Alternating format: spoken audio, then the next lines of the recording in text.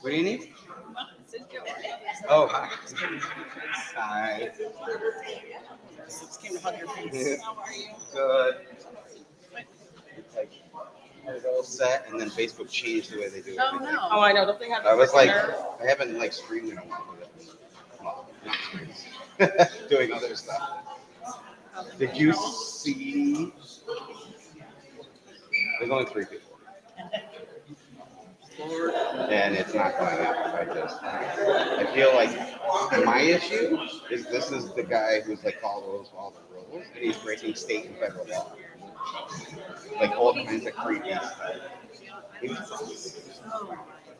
Like he had a feed list, but don't look at it. Don't. I wish I had it. Huh? With. Oh yeah, that's his thing. Yeah, that's what he tried to do. Yeah, I was like, oh, like we were like, no, this is not. Because we were seeing if he changed like his company.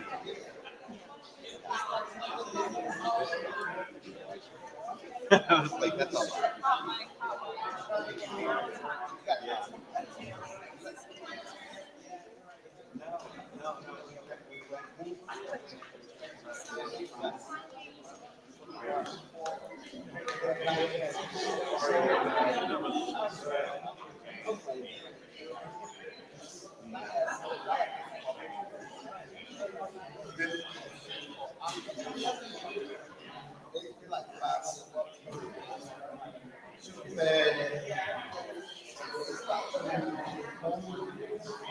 Oh, okay, yeah, that's not whatever, just like, oh, okay, cool. That's not like bragging. That's illegal too. This is like. Oh, okay, yeah. All right, yeah, yeah. Like, there's like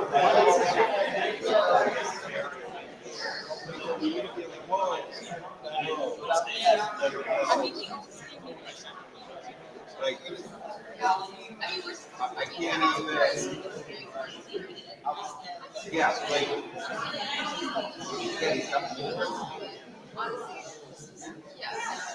But when is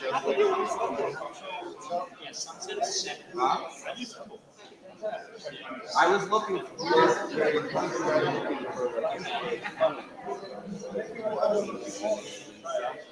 So we were just talking.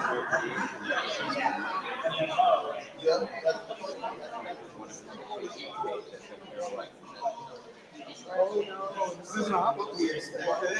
Like,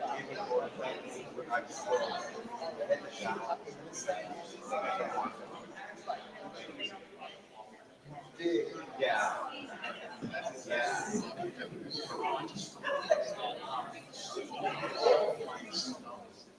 Yeah, there were a couple foods there that like I didn't even know that was.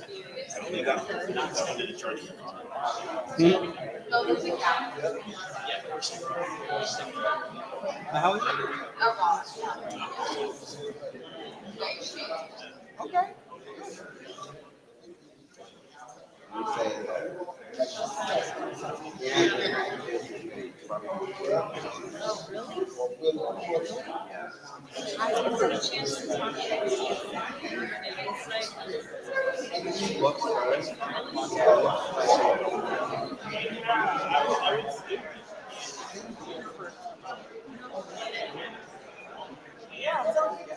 We've been talking to we've been eating. You made like a Yeah.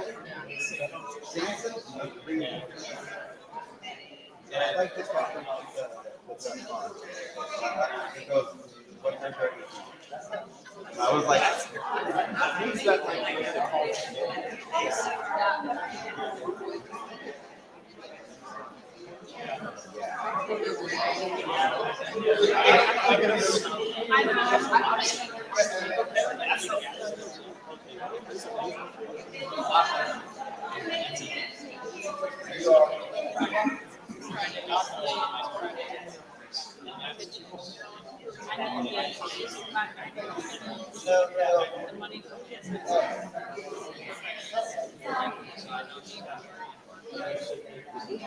Which even like if you pitch it as a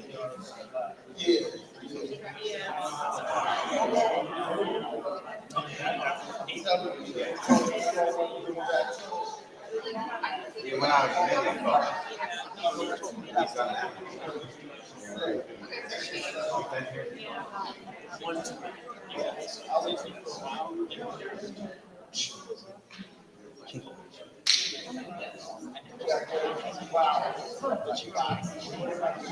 Hey, how are you, my friend? It's good to see you.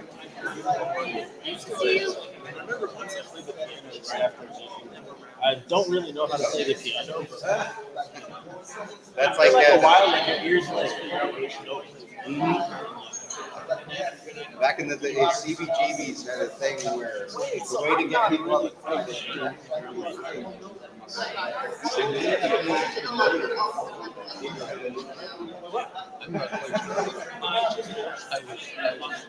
yeah.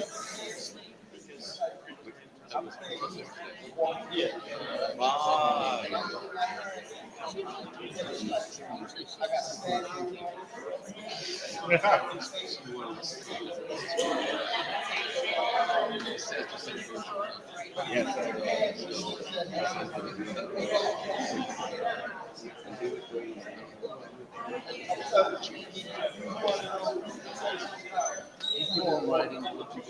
Christmas tree.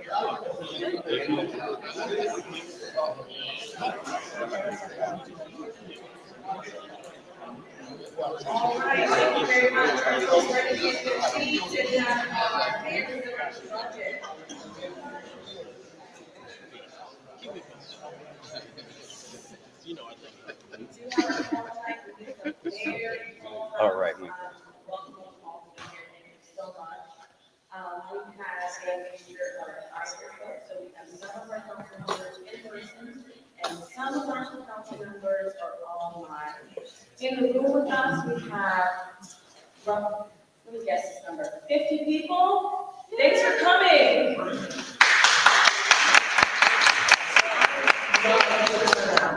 Sorry. Since I waited half an hour and you guys couldn't organize vodka on Zoom. I'm recuperating from norovirus, so I'm highly contagious. And I'm trying to spare you people, but you Ma'am. set up a Zoom. Ma'am, if you are very contagious, please do not be in this room. It is on Zoom and on Facebook Live. Someone can talk to you offline, but we are beginning the meeting now. Okay, well, I'm leaving this, and I want it entered in the record. I'm Carol myself. This shouldn't be contagious, but I can't stick around here. Thank you, ma'am. Bye.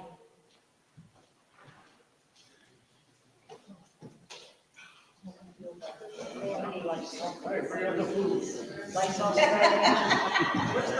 you for being patient and being with us, and so the folks that are a little particular.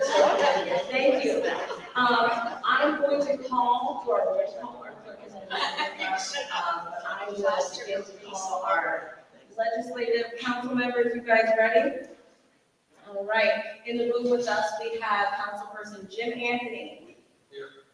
Minority Leader Bob Anthony is not with us. He is under the weather, so we're going to hope that he stays better. We also have with us Councilwoman Rhonda Caldwell. Councilmember Tom Figler. Here. Councilwoman Tasha Hunt. Here. Councilperson Katie Farley. Yes. Councilman Joel Manu. Here. Councilman Ted Sweet. Ted Stevens. Thank you, Ted Stevens. Councilwoman Lori Sweet. Also online, we have Councilman Adrian Weber, Councilwoman Sarah Gallagher, and in person we have Councilperson Sean Cardwell. All right, we have very few people listening tonight, so thank you again for being here with us. I will take the next one. As we continue on to the evening, I want to say that we are calling this meeting to order now at 6:32, so I will continue to say thank you for your patience as we had a few very simple technical issues in here. So I am so happy to introduce our lovely Mayor Lauren Garrett to give her budget delivery for this 24-25 budget. Please welcome.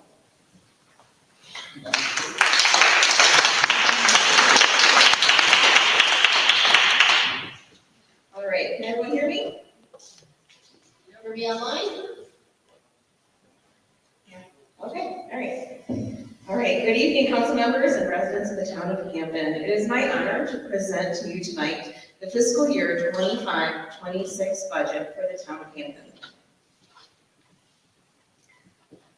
This budget was produced with thoughtful consideration of resident feedback with plans that will significantly reduce the mill rate, address education funding, and continue to develop programs that improve housing quality, traffic calming, and quality of life. Our financial improvements are a real success story.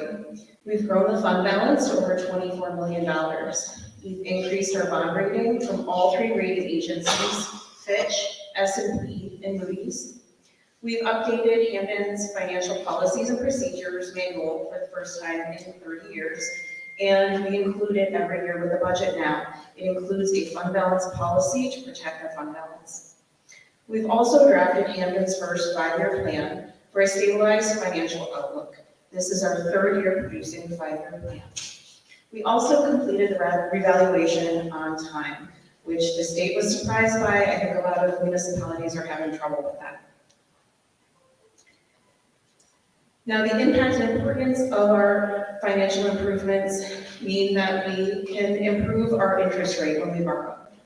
We're not forced to borrow to meet the needs of an emergency or for reimbursement grants. And at our auditor's direction, we can fund capital projects through the fund balance and then bond to replenish those dollars after the project is complete, which really means that we don't have to borrow for extra contingency costs. Now, grants are fantastic for Hamden. It means that we have funding for projects without going to the taxpayers. The downside is that projects take a little longer to get off the ground. And we have to follow all of these processes. It's not, you get the grant award and then we have shovels in the ground. It's a 16-step process. One of the grants that we've received is for Fire Station 2. Our design team is under contract and preparing to submit the final draft of a feasibility study. The fire department, engineering department, public works department, and animal control are all working to develop plans for this site. The town has 4 major needs. The fire station 2 needs to be replaced and built to modern standards. We need to have an emergency operations center in the most densely populated region of town. We need a fuel depot to decrease fuel use We have long refueling times because any trucks that are in southern Hamden have to go up to our Public Works Department on Shepherd Avenue. By having a second fueling station in southern Hamden, we can save energy, we can save time. And Hamden doesn't have an animal shelter, and it's time we have a safe and modern space to care for our animals, our animal population. We've received a congressionally designated spending award for $963,000. This is for Hamden Police Department communications for encrypted radios. It replaces old radios, and we should have that new equipment within 3 months. We received $625,000 from our federal delegation for energy efficiency upgrades at the government center. It's for replacing old, outdated HVAC so that we can save energy. Recent communication from the Department of Energy is that our award is moving, but it was significantly delayed by the recent federal administration change. Some work should be beginning this spring.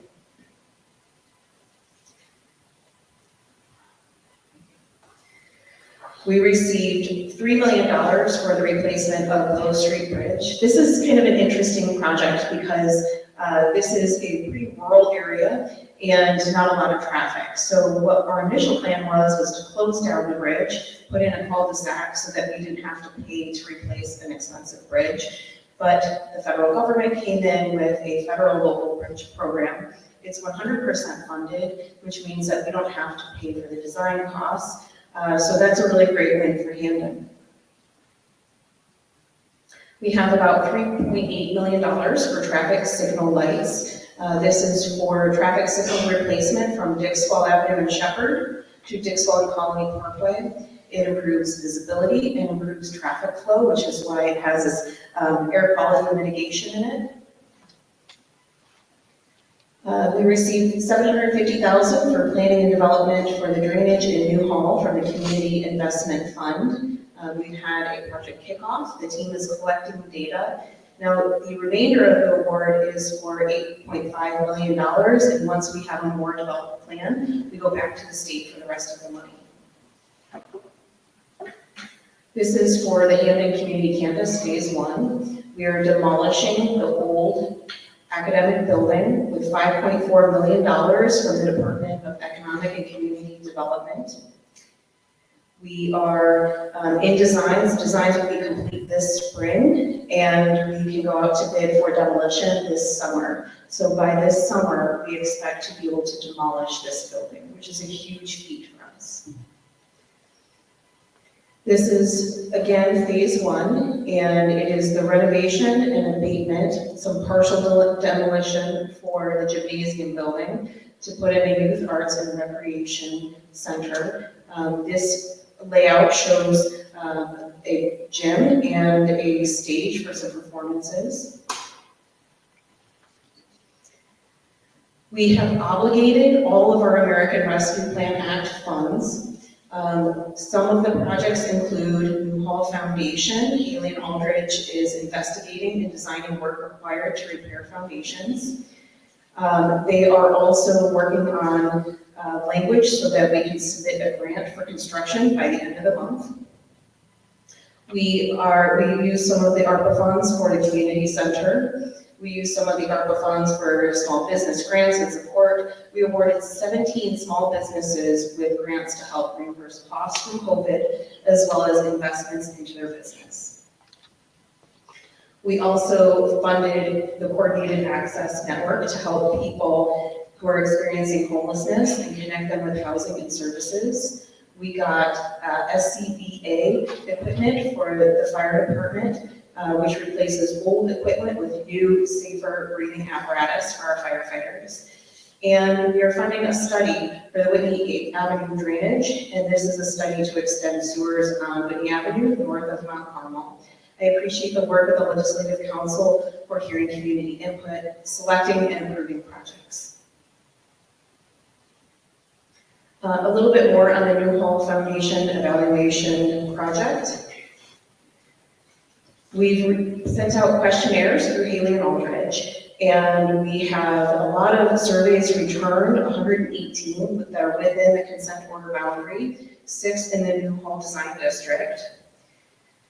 We've received input on survey responses show water issues, foundation issues, both water and foundation issues, some who don't have issues. And this is their timeline for the work that Haley and Aldridge is doing. They are investigating the repairs that are needed, designing the repairs, and preparing bid construction documents. So when we have those documents, we can go out to bid on the design, on the construction work that's needed. Now, while Haley and Aldridge is doing all of this work with the investigations and designs, they're also developing language for us so that we can put in a grant application to the state of Connecticut to fund this important work. We've received $8.6 million for affordable housing on State Street from the Community Investment Fund. This is a joint application with Regan Development. It's for 63 units of affordable housing that's deeply affordable. And the $8.6 million helps to pay for infrastructure and pedestrian improvements near the development. And the Department of Economic and Community Development said that this is the exact type of project they're looking to fund. It was the largest award in round 4.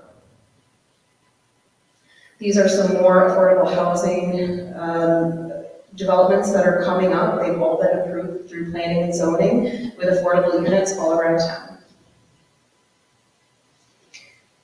We have been working on traffic calming quite a bit. Our engineering and traffic departments have designed the traffic calming in many locations, and work is completed by our Public Works Department.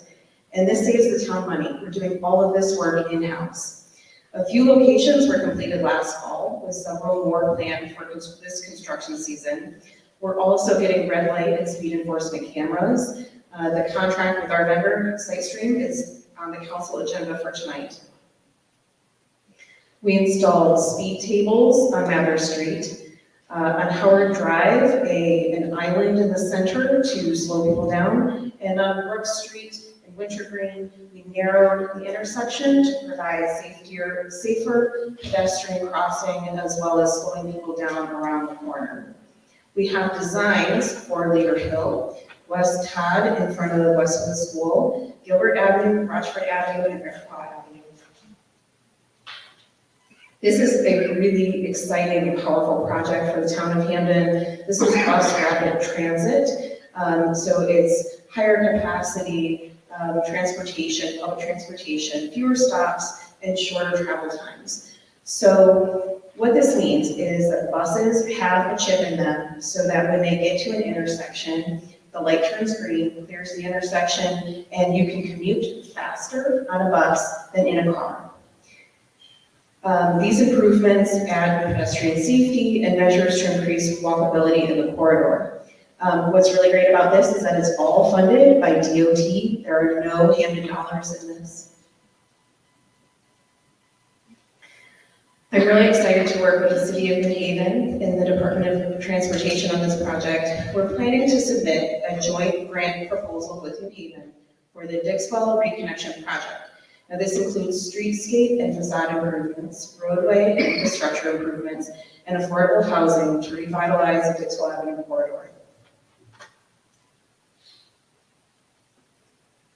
Right, this is some sidewalk improvement that we've done. We replaced over 1 mile of sidewalks in 2024. Sidewalks take a long time to replace. They're slow going, they take longer to construct and drive.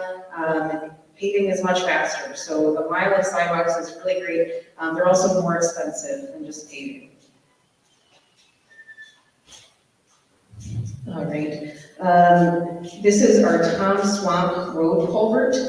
This was a culvert that was failing. We designed the replacement in-house. We had a contractor help us, and Public Works performed a lot of the work. And with the replacement and paving, so that we can, again, save taxpayers some dollars.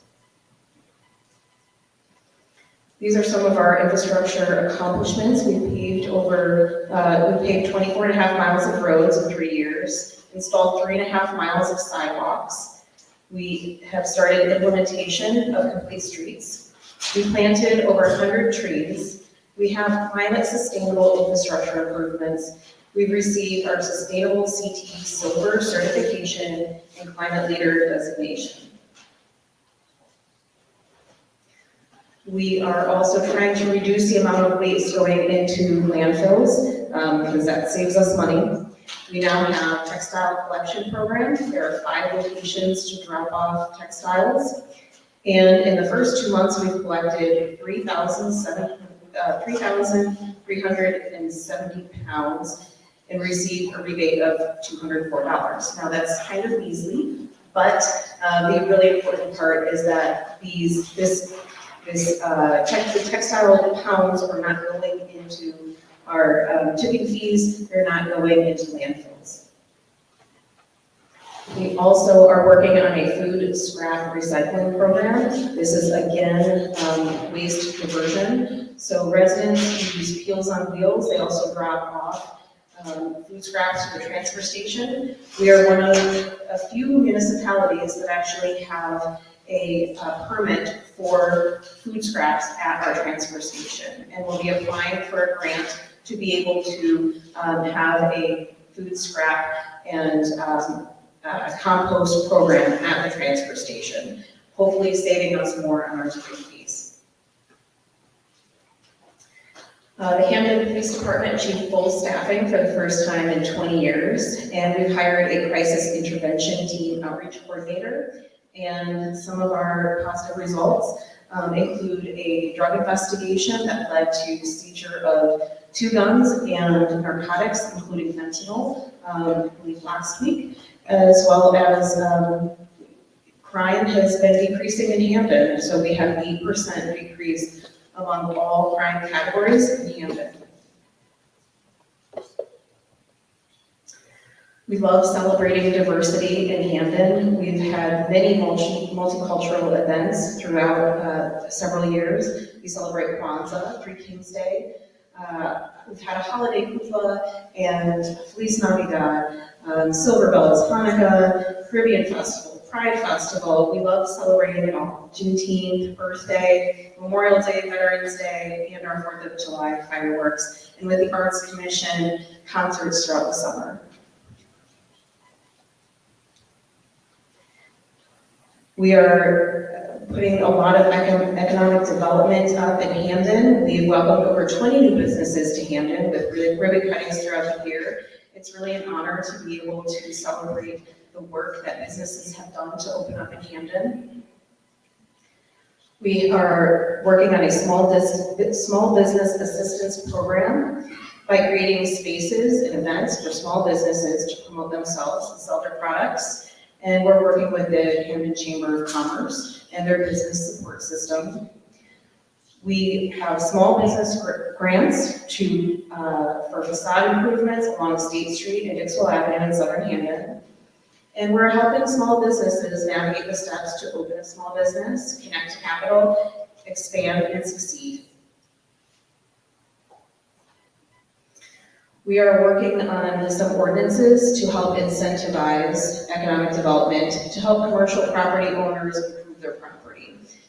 So this includes a tax deferral program for businesses looking to expand or develop a property. Now within that, the tax deferral is only based on the improvements made. So there's no loss in tax revenue, just helping them out while they're working on the improvements that they're making. They're paying a lot of money for these improvements, and we want to help them on the town side so that they're incentivized to do those improvements. We're also going to incentivize commercial property owners to develop vacant properties.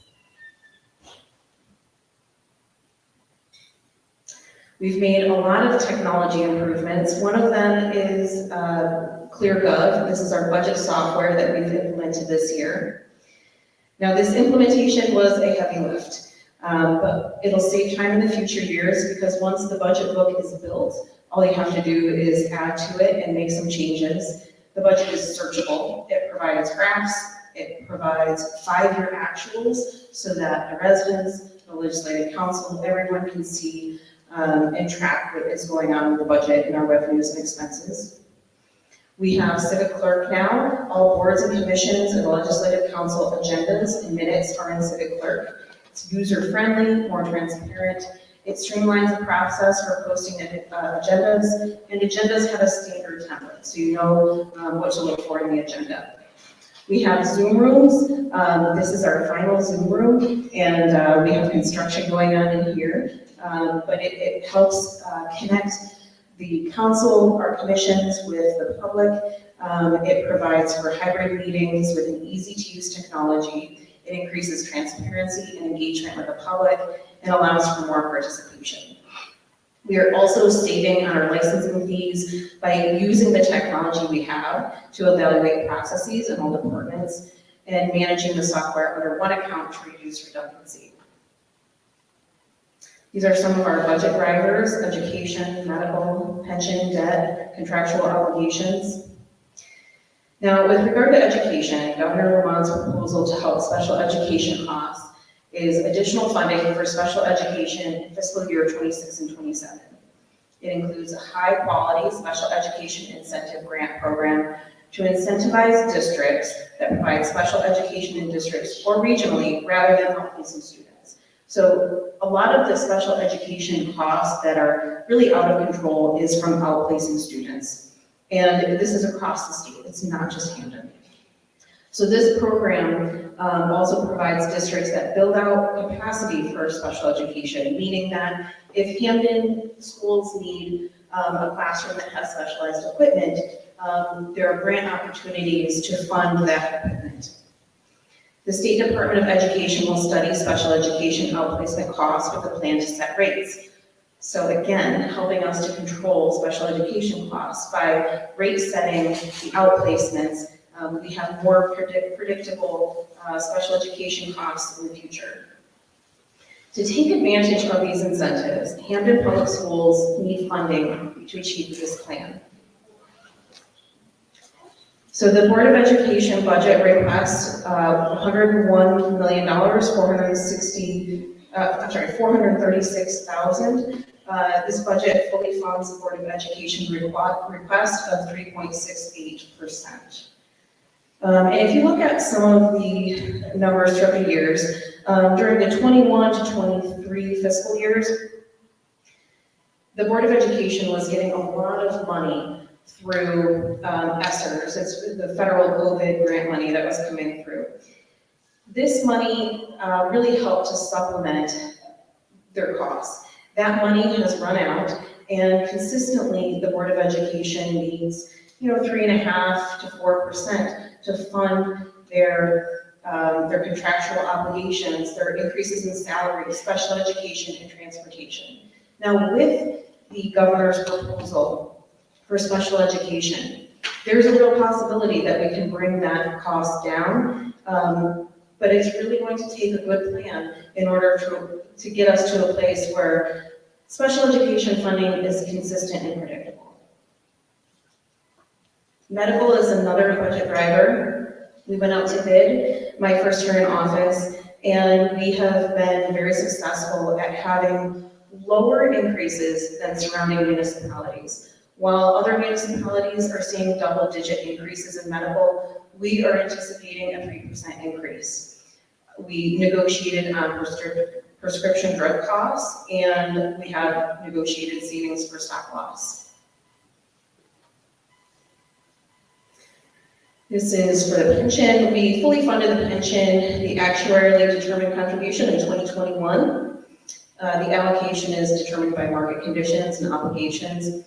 And this is year 10 since the town took out pension obligation bonds, meaning that we have an opportunity now to refinance those bonds this summer for savings on the bonds. This is a refinance, not a refunding.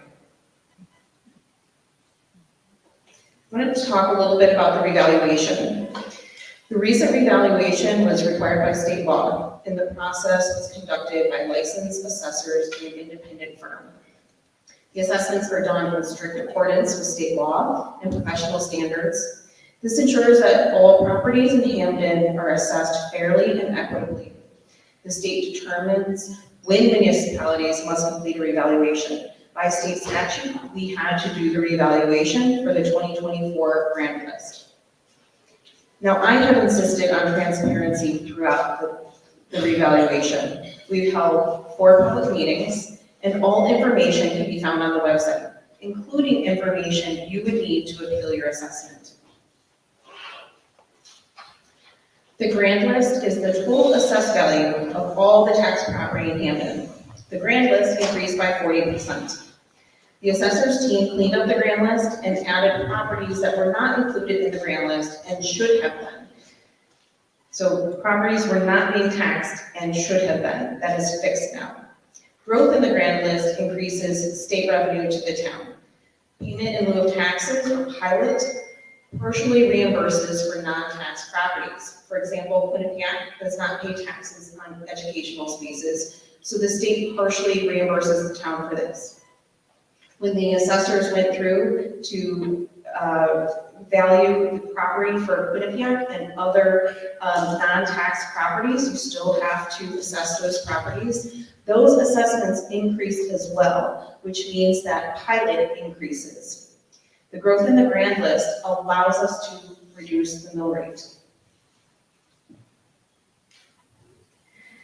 Now, Hamden has larger debt and liabilities to budget for.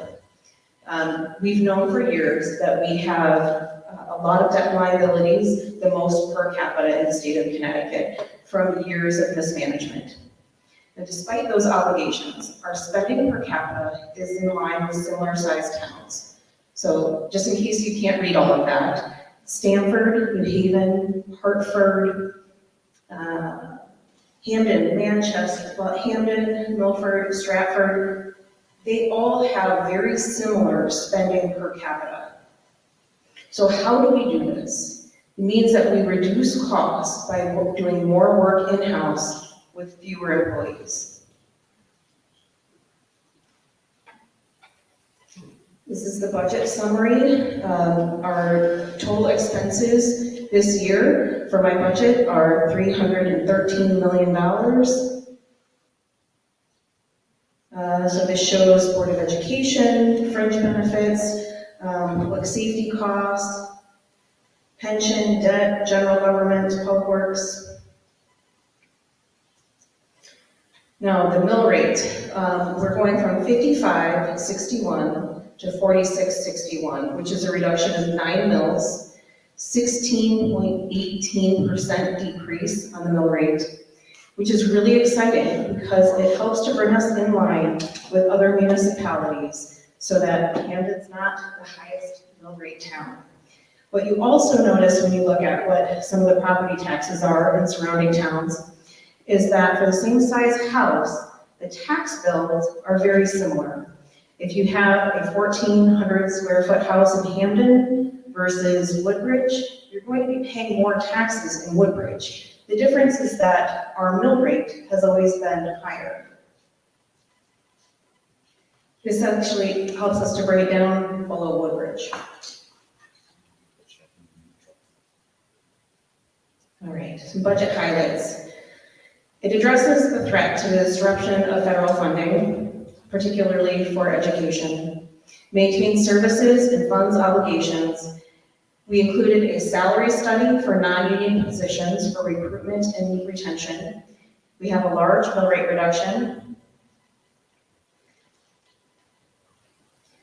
Looking forward, we are improving affordability in Hamden, both through affordable housing and decreasing the mill rate. We're implementing the Complete Streets policy to make Hamden more accessible for pedestrians, bicyclists, and public transportation users. Our economic revitalization from southern Hamden to northern Hamden is making Hamden an exciting place to live and work.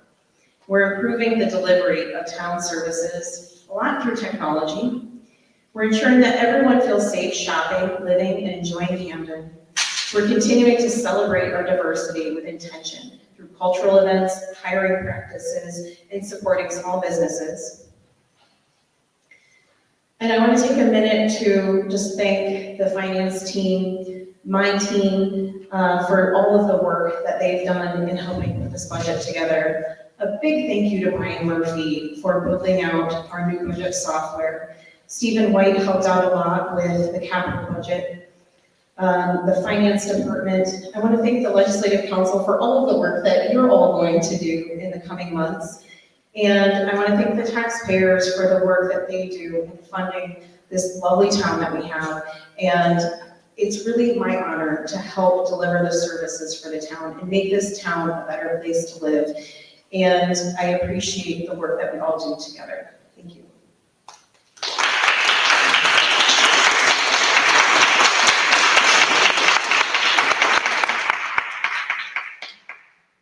Thank you, Madam Mayor. Now, before we go ahead and make our motions to receive the budget, I'm now going to take public input. We have a lot of folks here as well as online, we have 74 attendees online. So I'm going to alternate between both the public who are present in person and the public that are on our Zoom. So at this time, I'm going to open up public input, and I'm going to let folks know there is a 3-minute limit to your input tonight. So please keep it to 3 minutes. We are going to be taking public input at every meeting. We take it at every meeting. There's also a public hearing date, and there's opportunities at the host at the end of our deliberations to also give public input. So when you come up, please keep it to 3 minutes. Introduce yourself, that's name and also where you live. And if folks are not familiar with the Legislative Council, we are not able to have a Q&A or back and forth with the public input. But rather, we are listening to your questions, your input, and what your comment is. And we are, as your Legislative Council, internalizing those comments. So throughout the process, we are able to answer those questions or give those answers to your questions rather, and really put that input and commentary into our minds while we do our deliberations. With that being said, I think I'm ready to open up this public input. I also want to let people know that you can also give public input via email. On all of our agendas is an email address that you can give public input before the meeting, every meeting, all right? If you check our agenda, you'll see LC public input. Okay, so our first in person, Ms. Mule, come on up.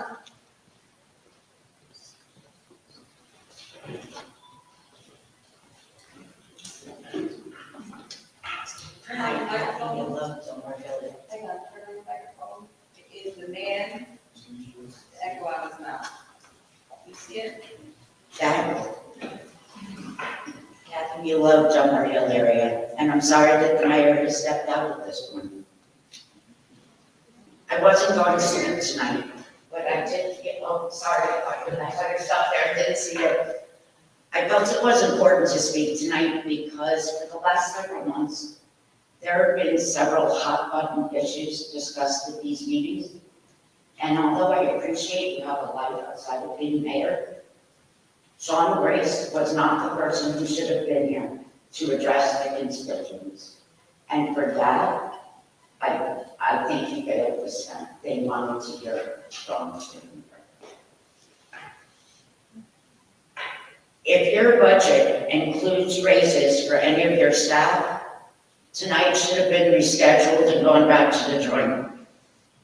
If your budget includes raises for any town employee, it should have been rescheduled and gone back to the drawing board. If your budget addresses any new hires in your administration, it should have been rescheduled and gone back to the drawing board. I was a little upset to see that all we did was address that there were some concerns with funding and grants at levels with the current federal administration. I think a much more proactive stance needed to be taken to plan ahead for the state of our federal government in both the United States of America and globally, because it will have a huge effect and a very large effect on the taxpayers that you thank for attending tonight and paying to fund the town. I'm very upset that your budget included an increase to the Board of Ed. Yet when you spoke about the increase fully funding salaries, special ed, and contractual obligations, and there was a fourth thing that I missed in my last night. Unfortunately, what it failed to talk about was the students in the town of Hamden and that increase. And for that, I hold you accountable. Your budget also includes that community center, which again, was the hot button topic here for months, that nobody wants, that we can't afford to sustain in this town. And for that, you should have rescheduled and gone back to the drawing board. And you should have rescheduled and gone back to the drawing board because from the first meeting I attended with the assessors, the purpose of the assessments was revenue neutral, and nowhere in your budget with that mill rate decrease did I hear revenue neutral.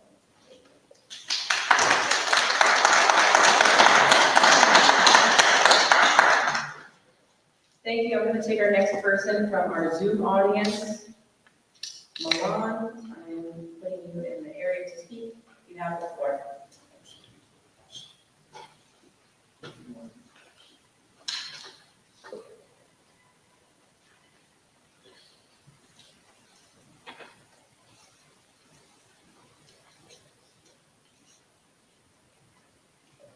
Okay, Milan, with your hand up, you have the floor.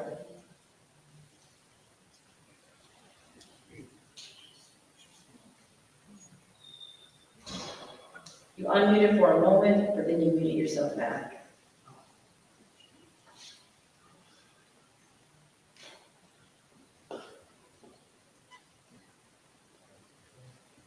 We are unable to hear you.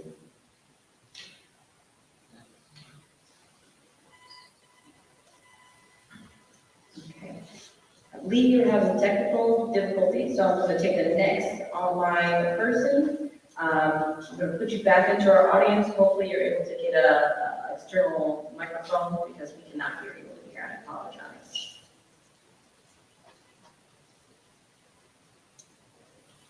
Susan Nobleman, you have the floor. Good evening. Can you hear me?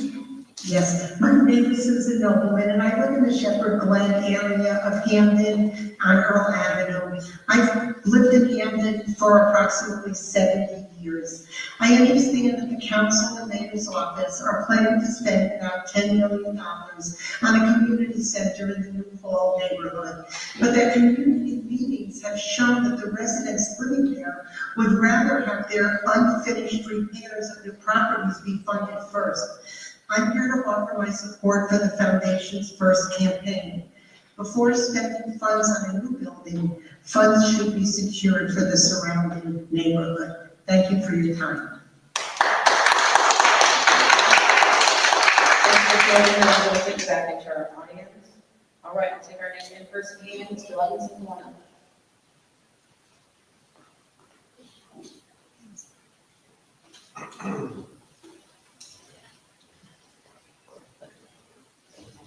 Thank you. My name is George Levinson. I live on Shepherd Avenue. And as many of you know, I've been watching this budget forever. And I've got to say that what we should be looking at is where the spending is going. Our mayor has done a lot of things that are pretty good for this town. And she's located a lot of extra funding sources and things like that are great. And frankly, I'm happy that we have an administration now that is willing to be involved and willing to come to work. Our last administration didn't. At any rate, I am concerned about spending. In the last 3 years, the mayor's budget has increased by $40 million. This year, if I understand, this is the first I've heard about the budget, it's going to be about $11 million, which I would hope to be less, but that number by itself doesn't necessarily make me crazy. I would warn the public, first of all, do not get sucked in by the idea that the mill rate is going to save you. All that matters is how much is spent.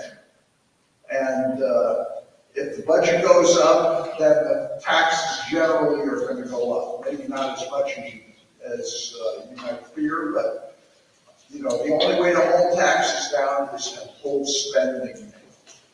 And this town has gone down a road of overspending forever, and that needs to be handled. I get that other towns may spend as much, but when you tell me that a prosperous town spends the same amount per capita that Hamden does, I go, those people are lucky. Because Hamden is not a big, prosperous, rich town. And we should hold our spending down. One thing specifically that I wanted to mention in the spending is this year, the police contract and the fire contract are both coming up for renewal. And both of these town contracts have provisions that cripple this town financially. And those contracts need to be negotiated very hard. And we need to fix some things. Like, we don't need 23 firefighters around the clock. We don't need over 100 police officers when the requirement is for 7 patrolmen, 8 on weekends. We don't need that. Unfortunately, I have a bit of a bone to pick with the mayor. She had an opportunity to not hire back all the retired positions in the police department, which she could well afford. Instead, she replaced every one of them. So now we're stuck with an overstaffed police department, probably as long as we can see. Same thing with fire. So those contracts need to get negotiated hard, and I hope that the mayor is successful with those and a lot of the other programs that will enrich the life here in Hamden. We all want that, but we don't want it to cost us more than it should. Thank you. Thank you, Mr. Johnson. All right, I'm going to take my next online person, Patricia Benessa, and now on the floor. Good evening, I'm glad to assume that you can hear me. So I just did some quick and dirty math, I can do that. And our taxes are going to go up. And specifically for every $100,000 that your house has gone up and it's revalued, your taxes will go up by $3,000. So this 46.61 is not a savings, and there is certainly not any neutrality about it. That's one.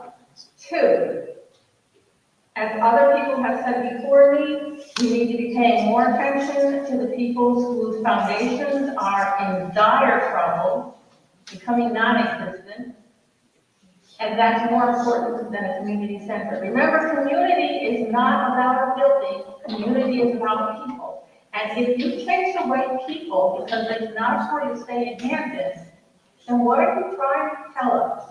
Are you trying to tell us that we're not welcome here, that we can only be here if we have a larger income and can afford to be here? You don't need us, you don't want us? Not a good sign. And finally, remember that if you up the DOE, it stays up, it never goes down. Remember that our economy is not totally steady, it's certainly not becoming better for anybody except the 1% at the top. And this is going to hit us hard, it's going to hit most of us hard, and we're going to be sorry if we're not careful and take some steps to save our town and ourselves. Thank you.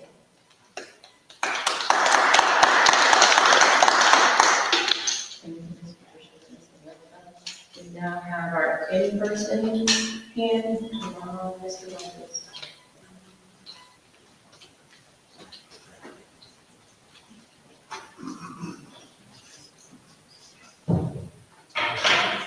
Good evening.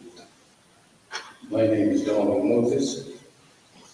And first of all, on the previous matter, I must begin by commending the council for denounced bigotry, relevant to Hamden being a safe haven for the cultural and racial diversity we encourage, as was illustrated in one of our previous, most recent council meeting. Now, as we strive to enhance the economic vitality of Hamden, we must also keep in mind that economic development encompasses much more than simple brick and mortar. In caring for the health and well-being of Hamden's residents, we purport to foster a community where all are welcome. However, the quest to create true diversity requires attention to socioeconomic inequality throughout Hamden. The racial and economic disparity within the Highwood community, better known as Southern Hamden, does not receive a similar outcry, which demonstrate an intentional neglect of a community that has the largest population of Black residents within Hamden. Celebrating the diversity of Hamden's requires more than Kwanzaa, Juneteenth, and Caribbean Fest celebration in order to validate our efforts to create an inclusive, resilient, and vibrant community. Festivities by themselves will not do it. The New Hall section of the Highwood community remains plagued with contaminants at elevated levels, such as lead, arsenic, and PAH, all of which is hazardous for residential occupancy. But we continue to address the problem as merely sinking home foundations. The Highwood community has one of the largest populations of seniors, which are the most susceptible to contaminants that can be fatal. With such, the Hamden Newhall community can be considered the Flint, Michigan of 2025. This is where the neglect of the government and administration have not even considered a public health response.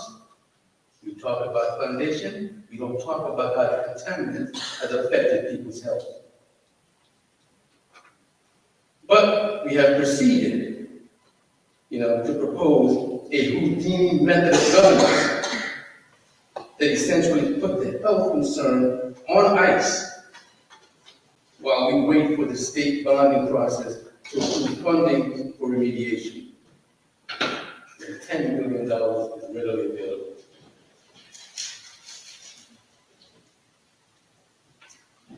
Such behavior demonstrates the intent of the government and administration to blatantly disregard the well-being of the Highwood community. The Flint, Michigan method of governance should not be tolerated in Hamden. Throughout the past 4 years, Hamden has received an influx of funding from the sale of Wintergreen School for $16 million and inherited $17 million of ARPA funds from the previous administration. Nowhere that I'm aware of have the government and legislative administration set aside a meager portion of the $16 million to create a car fair for future restoration of the Highwood community. Contamination and the pittance of ARPA funds committed to the remediation have gone to the engineer firm and community engagement specialist, with an illusion of restoration, while the residents of Newhall community continues to ingest the contaminants. Believe it or not, like it or not, residents of Hamden and the government and legislation administration are partners in the quest to achieve economic vitality and should work to guide innovative strategies to promote a shared sense of ownership of Hamden as home. A response and recovery plan is needed. I have not heard one. So if one does exist, I'd like to have it presented to the public at some point. Justice for Hamden contaminated community is long overdue. Thank you.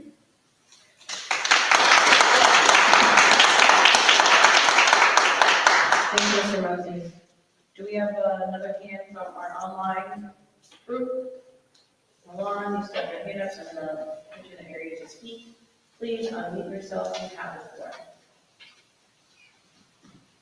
Can you hear me now? Yes, you can. Oh, yay!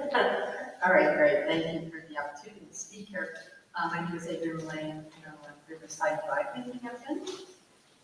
And I've been here for 25 years. And it was interesting to listen to the proposals I've heard for statements of quality of life, economic revitalization, and everyone feeling safe here living in Hampton, and to make Hampton a better place to live. We have a little bit of a specific problem here, and so I'd like to speak on the special permit application for the building at 2795 Whitney Avenue, which is right up the corner of the street. And that permit is to expand the commercial business to include personal services. There are several problems with adding personal services to this commercial building. One major one is parking. Currently, the building has 14 spaces, and the expanded proposal shows 23 businesses units in the building. And understand that the traditional parking calculations based on square footage, this could be enough, but it won't be enough for 23 businesses. And then the use is going to require much more. And clients coming in for services are going to end up parking down the street and on the road. The street parking, we have is people getting in and out of cars. The corner of South Main Road is a short distance away from the building. This intersection has been notorious for speeding and disregarding the stop sign. Vehicles are coming from the Quinnipiac campus and use this route as a shortcut to the connector. With Riverside Drive being about 3 cars wide, not 4, the added parking when the people on the road are an accident waiting to happen. There are other problems also. No effort has been made to date for handicapped access. Opening this business to personal services will make this lack a true barrier for people wanting to come and get service. The property has not been kept clean over the last couple of years, and requests for cleanup have never produced a maintained result. Property has also been in violation of town codes, and the owner has not required the occupants to have use permits. It was even rented to residential occupants, and while the people were evicted, it took a long time and a lot of pressure. So, as a member of this community, in the neighborhood, I support economic development in Hampton. It just needs to be done the right way. I'd like to see this building operated in a clean, safe, and legal manner. The town would serve the residents and the business. If they would decline a special permit application, and let the building owner show good faith by making the needed improvements first. So thank you, everyone, for your time. And then a long-time resident of Hampton, and happy to see the support from the town. Thank you. Thank you. I'm going to put you back into our audience section. And I am taking another hand from our in-person audience, if you have one.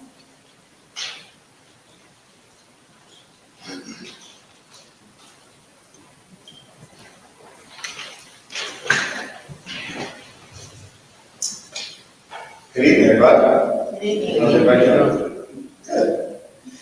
My name is Jameson Christopher Davis. I'm a longtime resident here in the town of Hamden. I currently serve as the president of the African American Society and founder of Right and Wrongs, which is an environmentally focused consulting firm.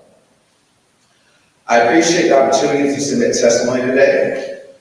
I'm here to speak on the environmental injustices that have plagued our low-income and neighborhoods of color for generations, literally centuries. This is not just about pollution. It's not about statistics. It's about our children, our elders, our homes, and our right to clean air, clean drinking water, and to live free from toxic harm. For far too long, the town of Hamden has refused to acknowledge its role in perpetuating disparities in low-income communities and communities of color. These neighborhoods have been intentionally targeted, often systemically, by economic and political powers to bear environmental burdens due to its racial and ethnic composition and its socioeconomic status.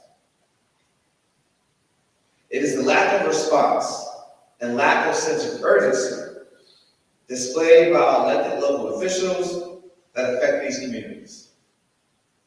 The reality is that Hamden serves as a stark reflection on the broader environmental racism and injustices plaguing this nation, with the heaviest environmental burdens falling on low-income neighborhoods and communities of color. In the late 1980s, the United Church of Christ conducted a groundbreaking national study on the racial and social economic characteristics of communities burdened with hazardous waste materials. The report's core finding was stark and undeniable. Communities with higher percentages of non-white residents were far more likely to be targeted for toxic waste facilities. A disproportionate of sites were placed in urban areas where near Black and brown Hispanic neighborhoods, deliberately exposing these communities to environmental hazards while others reap the economic benefits. Simply put, if you want to find the most polluted places in America, just follow the darkest person you can find home.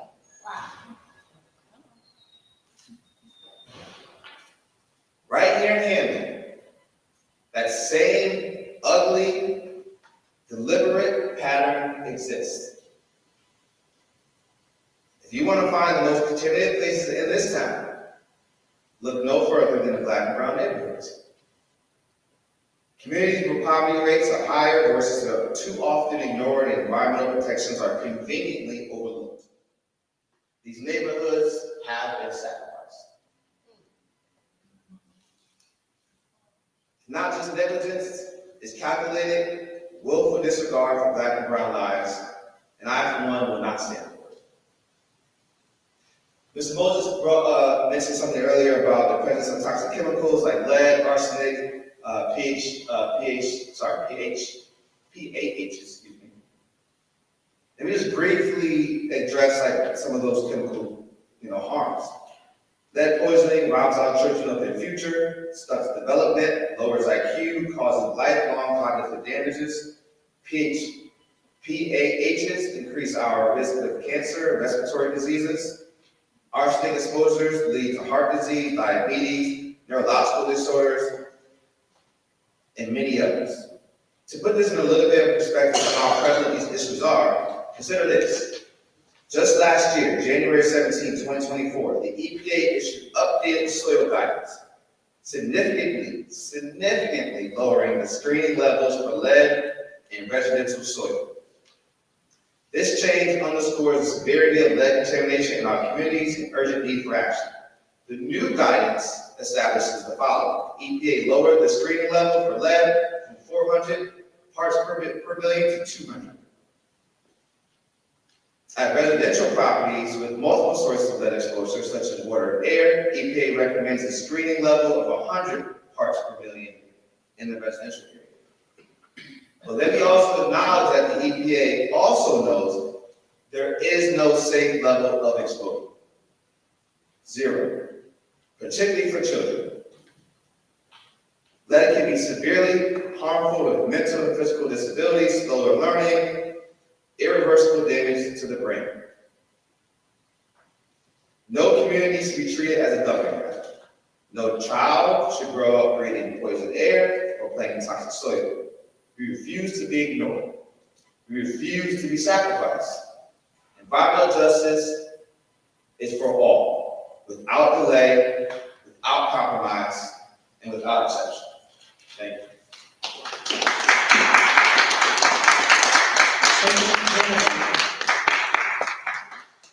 All right, do we have a person online who would like to give public input tonight? I saw a hand for a moment. Anyone from our Zoom audience like to give public input tonight?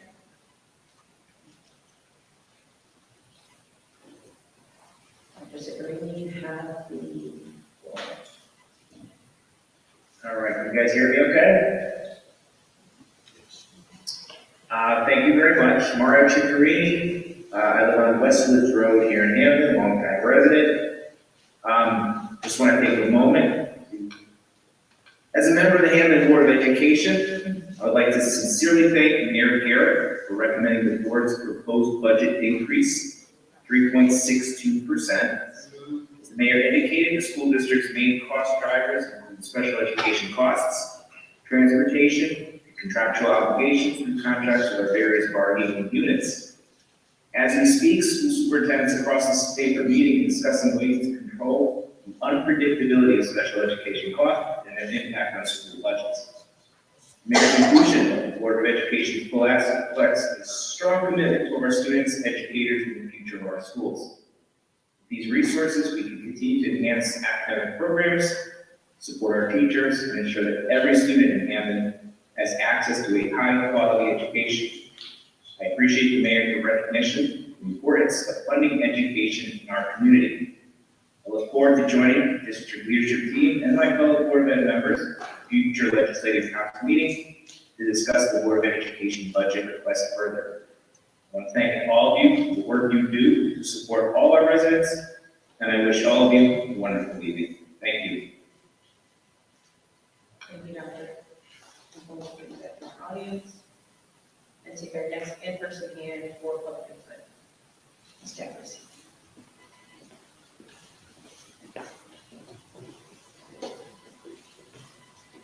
Good evening, everyone. My name is Shanika Jeffries, and I represent the 9th District. I live in the 9th District on Russo Drive.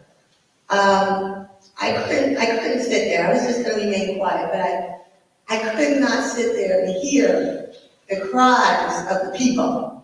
You know, there's a saying that says, "Am I my brother's keeper?" And it should be a resounding yes. I've sat at several meetings over the last 2 months since I decided to enter the race for mayor.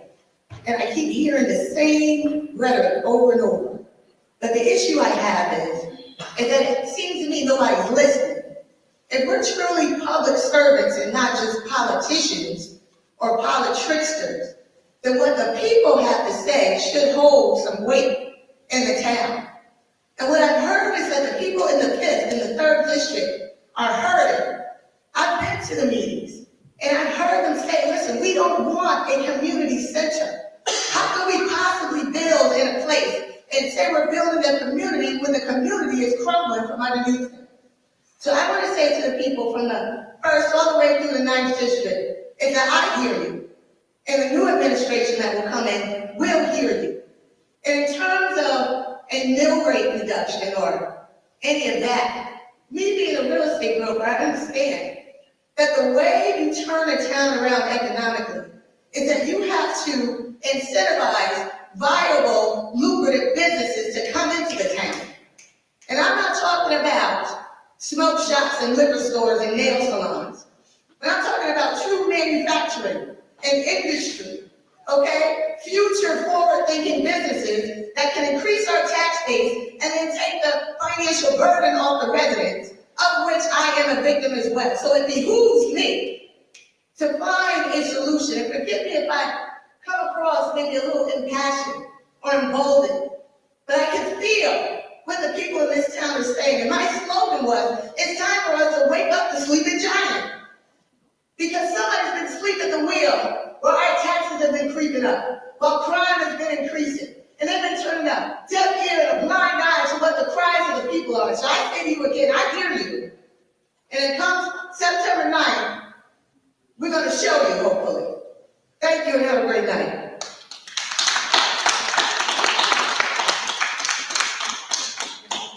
I'm just going to take my next online hand. Next online hand is Mr. Daly. You have the floor. Good evening, Council. I just wanted to take a moment to express my concern and support in the racial disparity that the residents of New Hall are facing. It's been far too long they've dealt not only with the crumbling foundations, but also the stress of unknown toxins that may affect their health. I also want to take this moment to remember a good friend that I met along the way. Her name was Reverend Vanessa Brown. She has succumbed to her health issues and dealing with a lot of stress with the crumbling foundations. Just many years of just back and forth with several administrations and just not having her voice heard. So I want to just take this moment on behalf of Reverend Vanessa Brown, just to express my concern and support. And I just want this council, our administration, to take the cries of our community, our residents seriously, and to just continue to support them and make them whole. Thank you.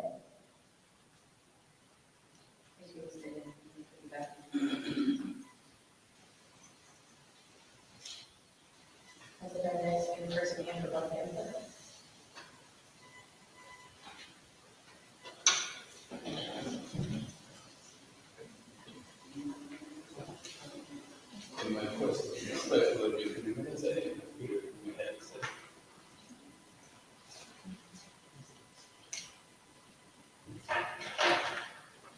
Again, my name is Nolan Moses. Throughout the mayor's presentation, she touched upon relationships with new neighbors, the BRT, bus transit, and the key other projects. Now, New Haven, fastest growing industry in New Haven, engineering, life science, research and development, with a 581% growth from 2017, fueled by bioscience and tech advancement. Now, how does Hamden, as a friendly neighbor, capitalize on such economic growth and benefit from the overflow of such business? I mean, I'm quite sure many of you have lived in New Haven and you've driven down Front Road on 34. You've seen the kind of development and buildings that are going on there. I'm sure many of you are familiar with Science Park and have seen the development and the biotech businesses that are there. How do we capitalize on that as a friendly neighbor? I mean, I've had conversations with chamber members, from economic development in New Haven, and there is a tremendous amount of overflow. It would be nice to have some of those companies move to Hamden. What are we doing about it? Now, making commercial and industrial properties a key component of Hamden's economic development. Our lack of vision is preventing us from developing a plan to take advantage of our present resources, such as brownfield properties. Now, the State Department of Economic and Community Development, better known as DECD, has made many changes in the specifications and the simplifications of brownfield resources through the Office of Brownfield Remediation and Development, with state and federal incentives and technical assistance to municipalities. The objective of the Office of Brownfield Remediation and Development is to return brownfield sites to productive commercial, industrial, and mixed-use uses. These properties, added to the tax roll, will serve to increase and stabilize income streams in Hamden. The Connecticut General Statute, Section 1262, requires that municipalities conduct a revaluation of real property every 5 years, with the last evaluation completed in 2020. Therefore, the next evaluation should be done in October of 25. However, with 2025 being an election year, it was deemed prudent to move up the revaluation to October of 2024 for implementation in 2025. Thereby creating an influx of cash to purport fiscal management. One may say there's nothing wrong with such Houdini method of governance. But I beg to differ, because from my perspective, it speaks to intent and deception.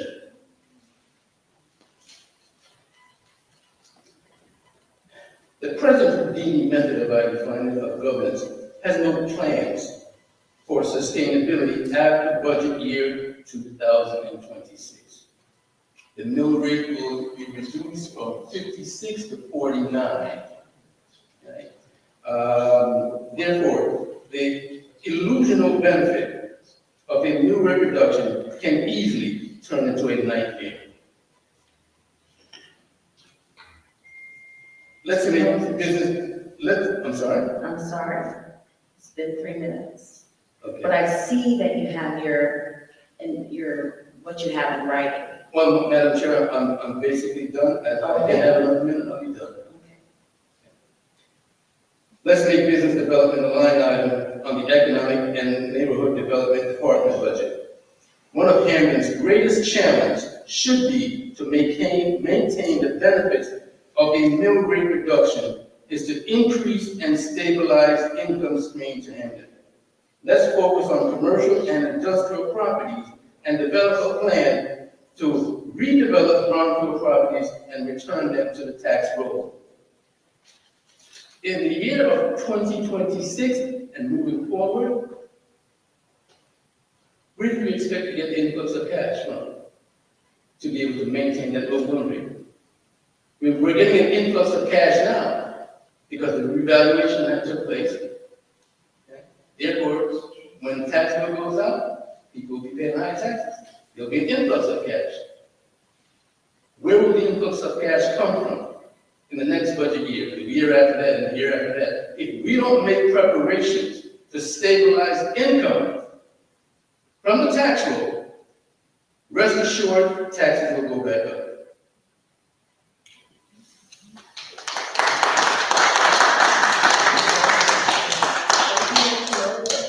All right. Do we have any other hands from our online audience? Any hands from our online audience? I thought I saw one pop up. All right. BH, you have the floor. Good evening. I live in Springland, and Madam Mayor, you said that you are so proud of fixing the sidewalks. Springland neighborhood 33 has damaged sidewalks. The way they are done, they don't meet even disability criteria for people with disabilities. They are dangerous, they are sloppy done, and it is a waste of tax money payers. I also want to mention that the tax mill rate we're proposing 46 will put every household in 3,000 or even higher in tax increase. There are so many old residents who are being forced by corporations selling their houses because they cannot afford taxes. How can you be even proud of such a low decrease? People were waiting for mill rates around 30, 33, maybe 35 to keep the taxes in line. Every resident will need the tax, and you are wanting to build community center for who? Please tell us for who. Because you are clearly not considering residents. The town is being greedy money, putting high pressure of increasing taxes on residents. For comparison, your property, you own like 0.5 acres, is appraised in less around 80,000. Neighborhood 33, 0.1 acre, is appraised over 100,000. While the land in neighborhood 33 is so highly valued. We don't have any privacy. Other neighborhoods 0.3 acres is appraised at 50,000, when people in our neighborhood pay 5 times more. This is really disgraceful for these residents. And this is such a shame that you are being proud and you are telling that 46 will help residents to stay here. No, everybody will leave. I can tell you, Madison has a rate 22 real rate. So if someone has the place at 750,000, it will pay around 8,000 taxes. Someone else at Greenland at 250 will have to pay the same amount of taxes. And people on the water in Madison will pay the same taxes as the residents in Hamden. This is such a disgrace to the town and to every resident in this town who pays the taxes. Thank you. Thank you. Are there any in-person members who'd like to give public input?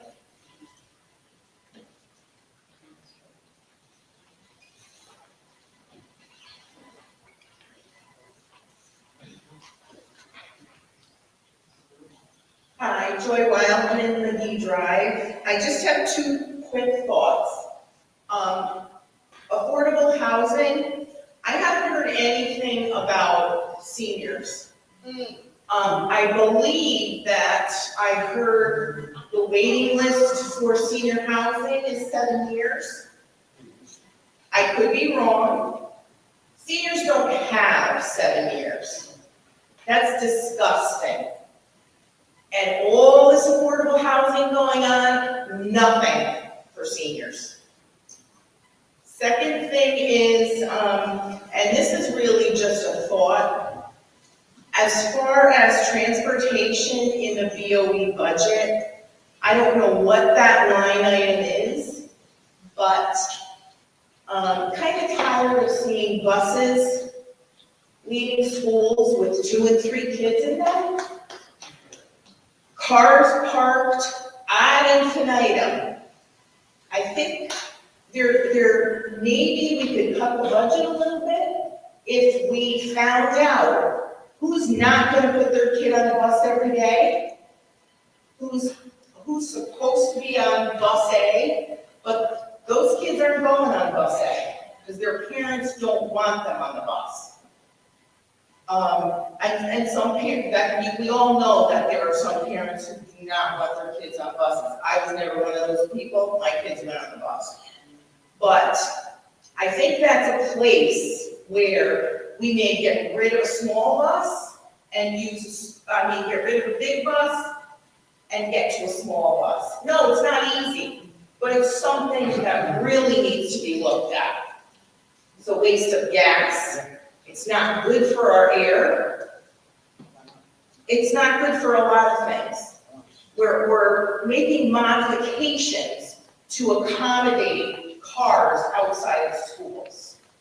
So let's get a little smart about where our kids are being transported, who is transporting them, and let's think about how they are being transported. Okay, just those two thoughts. Thank you.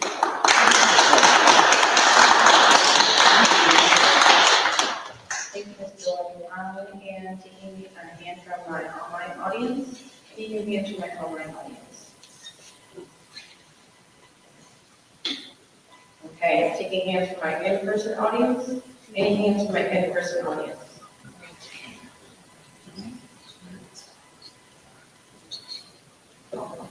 Last call for both my online and in-person audience. All right. At this time, I am now going to, hang on, one more. I'm going to do our space to speak. Go ahead. Hi, just wanted to question the mill rate that you want to propose for 4661, which was 5561. New Haven is 3850. I'm just going through them now. Cheshire, the only one that's 46 is Woodbridge. Are you out of your mind? My pay doesn't go up $2,000. a raise a year. You're gonna bring our tax dollars up 2,000? This is disgusting. You should be ashamed of yourself. I'm done speaking. Thank you, Ms. McFadden. All right, any content who would like to give public input before we close?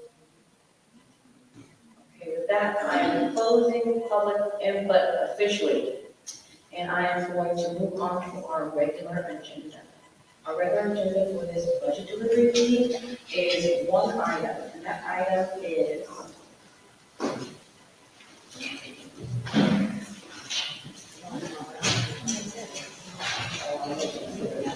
all right, that item is between 2025 and 2026.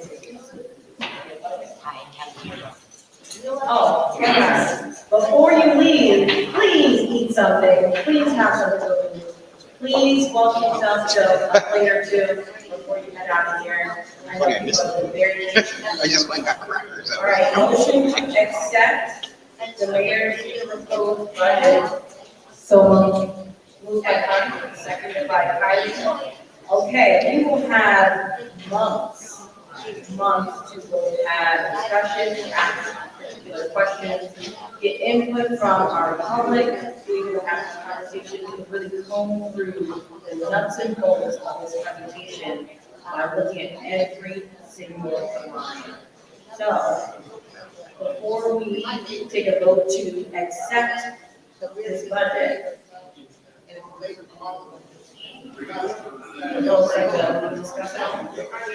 go ahead, Councilman Carr.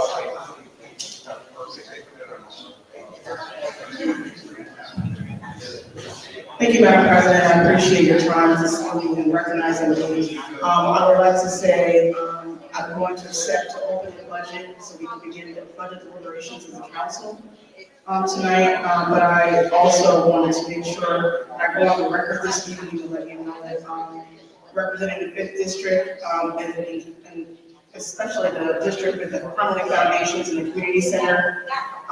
We are deeply, I will tell you right now, I haven't spoken to anyone yet, but they'll be very, very upset with this presentation this evening. They're going to be asked for more money as a homeowner in the 5th district with their community in the condition, in their homes conditions. And so yes, I am going to be approving to open it so we can have this discussion over every single line for this budget. Thank you. Thank you, Councilman Caldwell. Are there other folks on the council who would like to give a comment or input before we go to the budget? I would say my comments or my concerns are more honest. We've seen issues with revenue from last year, between scale revenue, cannabis revenue, we haven't put the dime yet. Red light camera revenue, I think we need more, more added positions, raises, will they cut us to go $60 million?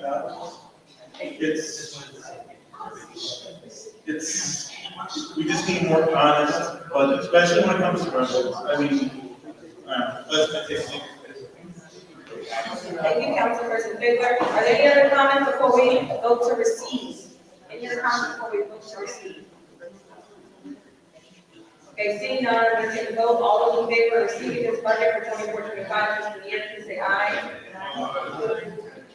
All those opposed? Any abstentions? Okay. Thank you very much. The budget is received. We are now going to close this meeting so that we can begin our regular set of meetings. All right. Ms. Julia, can you give us the roll call for our 7 o'clock meeting?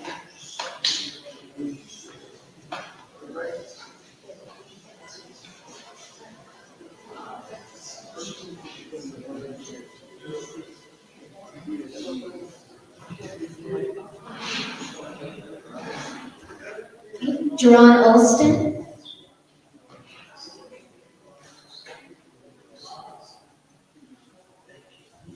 Jerron Olston, Bob Anthony,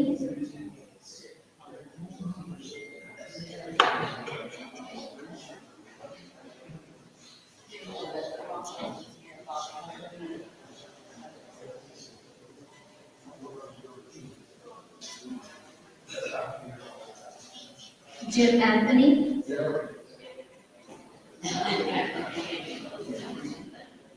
Rhonda Caldwell, Sean Hardwell, Tom Figler, Here. Sarah Gallagher, Here. Tasha Hunt, Here. Kate Kylie,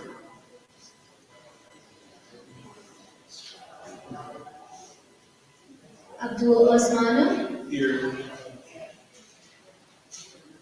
Ted Stevens, Present.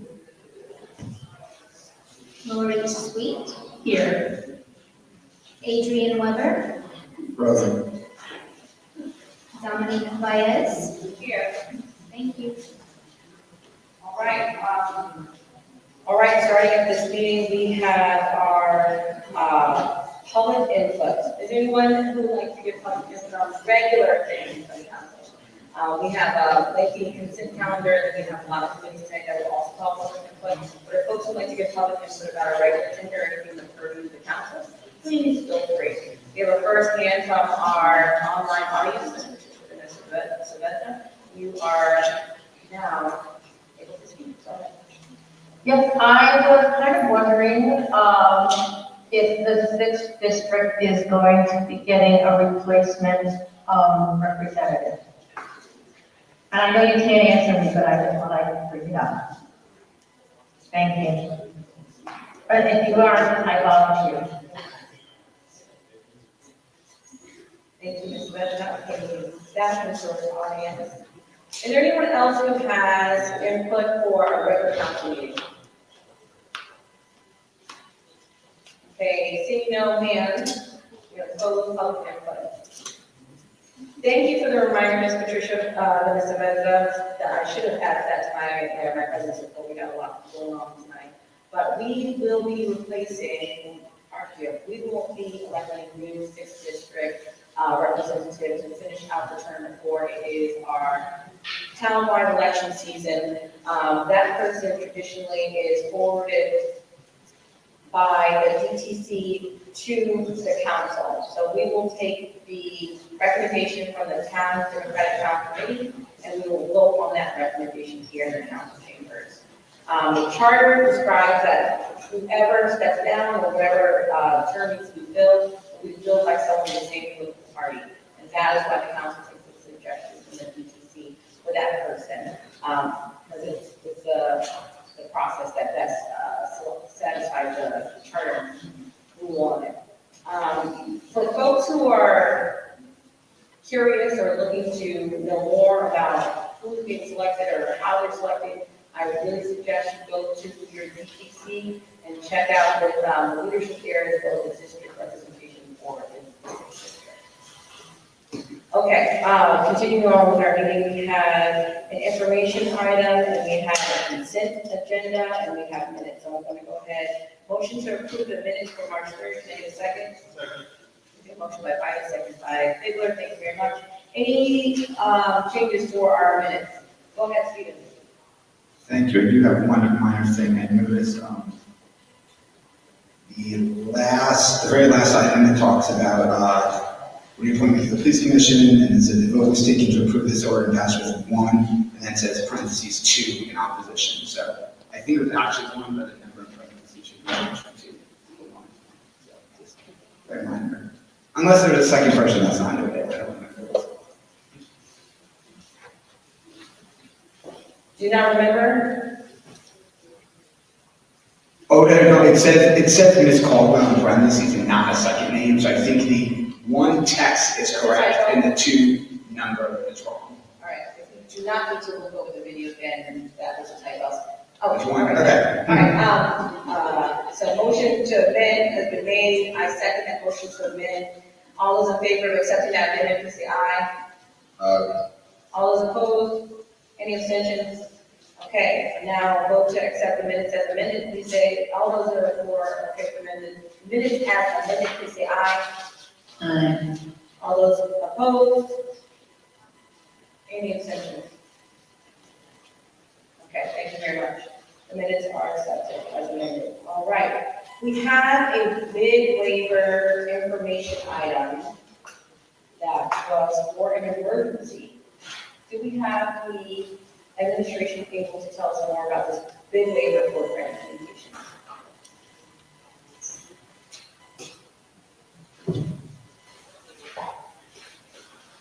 If not, I can go to the consent calendar right now. All right, I'm gonna go to the consent calendar.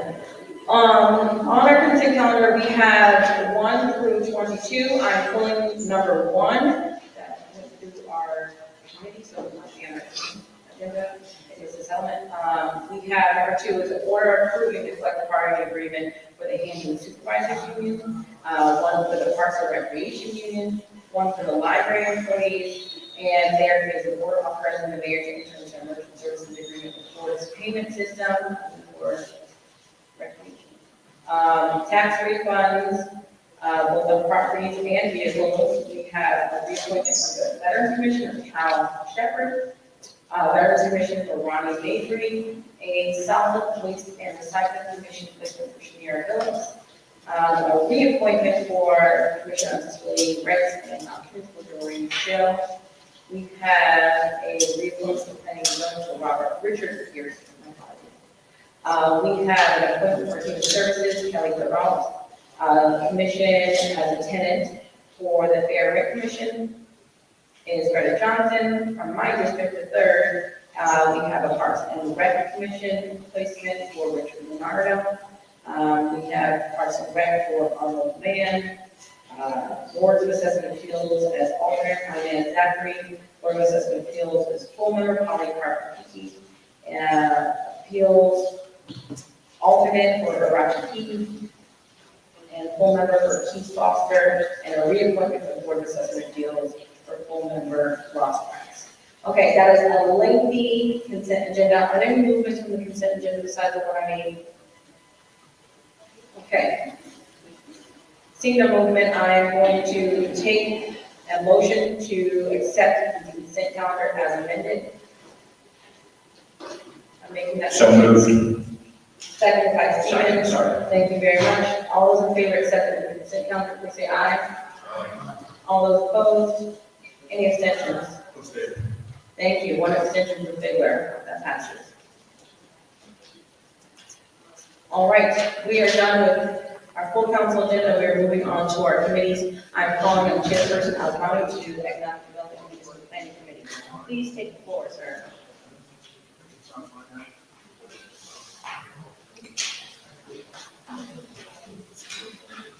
Alrighty. Tonight we have our meeting on the economic development and municipal planning committee meeting. We're going to adjourn time of 8:04. And present with us tonight, we have myself, Shara Smanu. Also present, we have Vice Chair Cardwell. We also do have Councilman Weber and Councilman Fiddler with us tonight. We also have Councilman Alston, as well as Majority Leader Stevens. So we are unfortunately missing Minority Leader Anthony, 6 hours of committee members. But without further ado, do we have any public input in relation to regarding to any agenda items that we have tonight?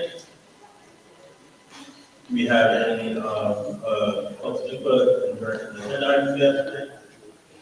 And one last time, do we have any agenda items to refer to our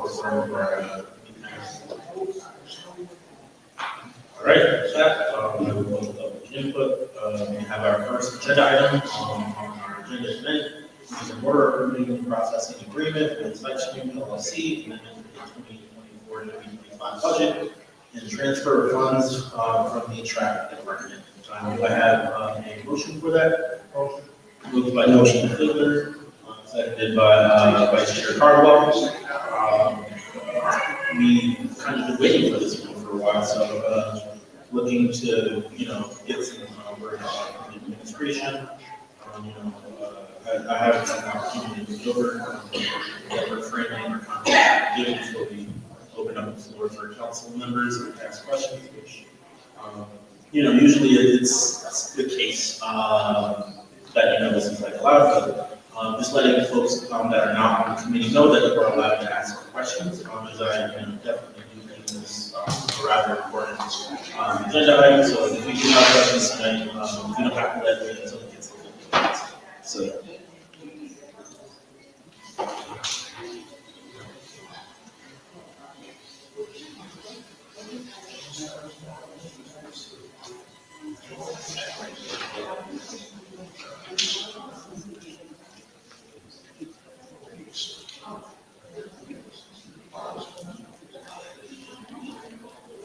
Mr. Chairman, are you asking for comment? Yeah. Oh, sorry.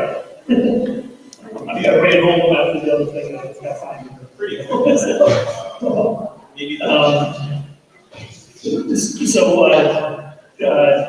Our town engineer, Stephen White, is in attendees, and he's been the lead on this project, and our attorney, Steve Rubin, negotiated out the contract, and so between the three of us, should be able to answer any questions that you might have, and maybe our town engineer can give an overview. All right, let's start with Councilman Davis. Thank you. I have multiple questions. First of all, I'm assuming this is for the red light camera revenue, right? Or the red light camera revenue, the lights, or not? Yeah, yes. All right. Yeah, I'd say yes, for a contract, for site screening, chosen vendors. All right, so I have a few questions on this. So I guess first of all, now that this is up for approval with the agreement, where does that put us in actually getting approved for said equipment for the cameras? So once it's signed, through a regular council, regular agenda, then site screening will propose locations and bring them to town, they'll send to the state for approval, and at that point, we'll have the installation of the cameras. All right, thank you. And then I guess the next question is assuming it's approved, which means I will be obviously. What is the process going to be? Like the site stream did not build the process with the town as far as if people say, I don't want to pay the ticket or I'm appealing the ticket, and how all that's going to play out? Yes, there will be, we'll roll that out with site screening, but there'll be a whole appeals process.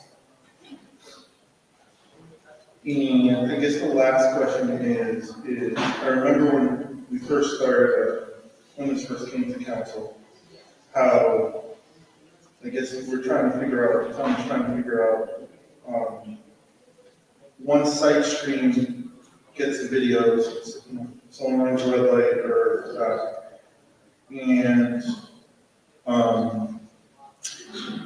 and it's sent to the town per se to say, yes, we want to send this person a ticket, or we don't. I guess, what is our thinking of that? I mean, is it going to be someone from the police department? Are we going to have to hire another position for that? How's that going to work? Well, we certainly will have to hire positions and positions to be covered through the revenue generated. But yes, it's a lot of, it is a lot of work involved. There'll be a lot of, particularly initially, for the first several months, there'll be, there'll be a lot of man hours involved in reviewing what sites you present. All right, thank you. I think those are pretty much my questions. Much appreciated. Thank you. All right, thank you, Councilman Ziegler. I can see your hands up, already there, Steve. Do you have questions? I do.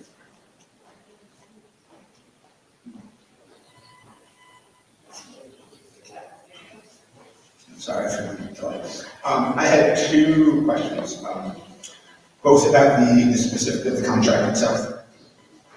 One is, I know, when we had the presentation from section before, that we heard about how they're going to donate 1% to Safe Driver Program, and I see that is in the contract itself, the safety program for driver education. Have we identified what sort of program that would go to at the town level, or how we will use that 1% for safe driver education?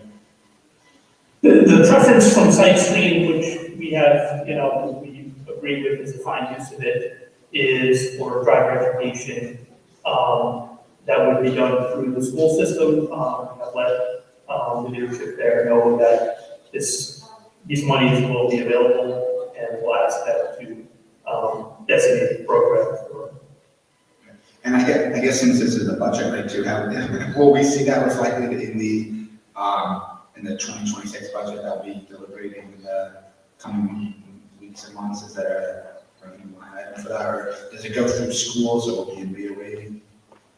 I don't think we specifically put the 1% in place. Okay, but I suppose it's something, if we're looking to have revenue somewhere, and that is a legitimate revenue that we know would be next year, that might be something to keep in mind when we get to that stage. Is that fair to say? Yeah, agreed, yes. Okay, that's good to know. The other question I had, let me make sure I get it. Okay. There's language in the contract about a convenience fee, and it says site stream may pass through to violators a convenience fee for processing fines paid by debit or credit card. But then it also says customers shall have no obligation for the payment of any convenience fees, and I do not quite understand those phrasings together. Will there be convenience fees? Will there not? Will there be an alternate way to pay besides credit and debit cards? Is there something that has those answers? I'm going to ask Sue to take that one. I think she might have some better information than I will. I think she may have stepped out here, so. Okay. That's all on screen. Okay. Well, we have to go back to that. I'm not sure where that landed. Okay. It might be a more complicated question, so I will, it's not going to hold up my vote for approval tonight, so I will just make sure to send an email to her and I'll spread it out to, I'll get the answers out to everybody and make sure to discuss it next week, because it might require a little research. Right, I need to know. Okay, thank you.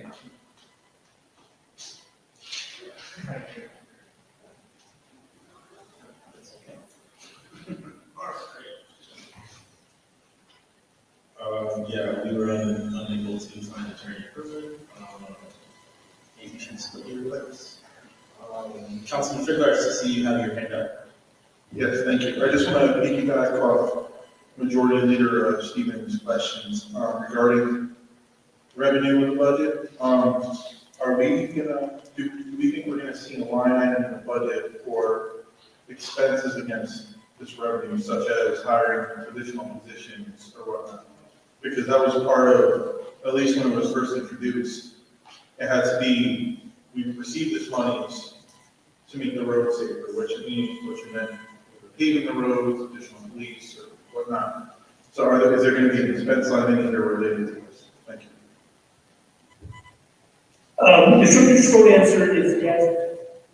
Worked out, and we'll go back to the council with more information on that. And Sue just let me know that she's in her car on route, and also Stephen said that he's able to answer the previous question on convenience fees.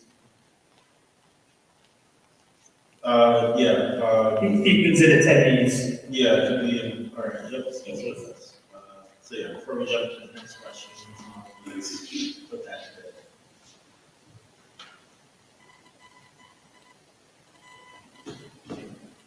Oh, okay. So, I think the question about the convenience fees.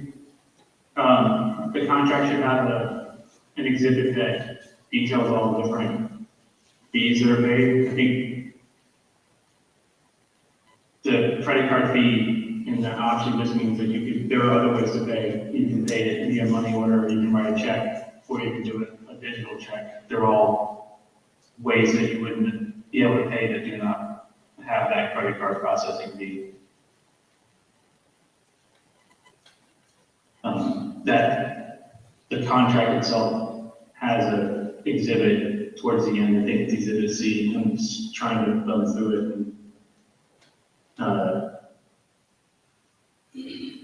So I can bring it up to you guys. But yeah, when I do find it, I'll make sure between me and Attorney Griffin, we get that to you all. Thank you, guys. I see that as an exhibit. See as well the convenience fee for online card payment, 3.5% amount. I talked about May, and you might not know this now, it says may passengers file later, so obviously they're going to passengers they can, but permitted by applicable law. So you know offhand, did the state legislation, I assume this would come from the state and not town, that is allowed to be passed along? Yeah, that was a language that we wanted to make sure was in there in case the interpretation of the fee structure was different, like of how it's being interpreted now, so that if there's any changes in the state and how they're allowing things to be charged or fee structures, that the contract is compliant with that. And Attorney Bruin can confirm that.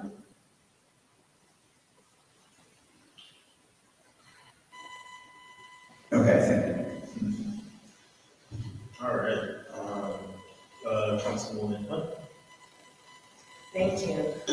And I apologize if this was already answered, but I'm just wondering, once this contract is signed, and, what can we expect as far as a timeline for the entire program to be in place, up and running, for us to be able to really see if this is operating in a way that we anticipate? I think, well, Stephen, you could jump into that if you want, but I'll say that there are some points that we're not sure about, so we're, one of those is once it goes to the state, just how long they will take. But I'll say that as soon as the plan is put before the state, we'll be making phone calls and trying to rush the process, trying to put that to the top of their agenda. We know that initially, timeline that came from the state, they were assuming or expecting many more towns to start this program this year, and really there's only been a handful, and so hopefully that means that process is fairly quick, but that is out of our hands, except where we make some phone calls to politely ask them to hurry the process along. Do you have any lessons learned or relationships with other towns that have put this in place that could perhaps share some of that information with us? I think we've reached out to references that were listed in the contracts, and they tend to be in other states because that's where a lot of the work has been before, like Massachusetts, New York, Arizona. They're kind of all over the country. I know that internally, like our team is doing everything we can to make sure that we've got the locations and the necessary steps for approval thought out.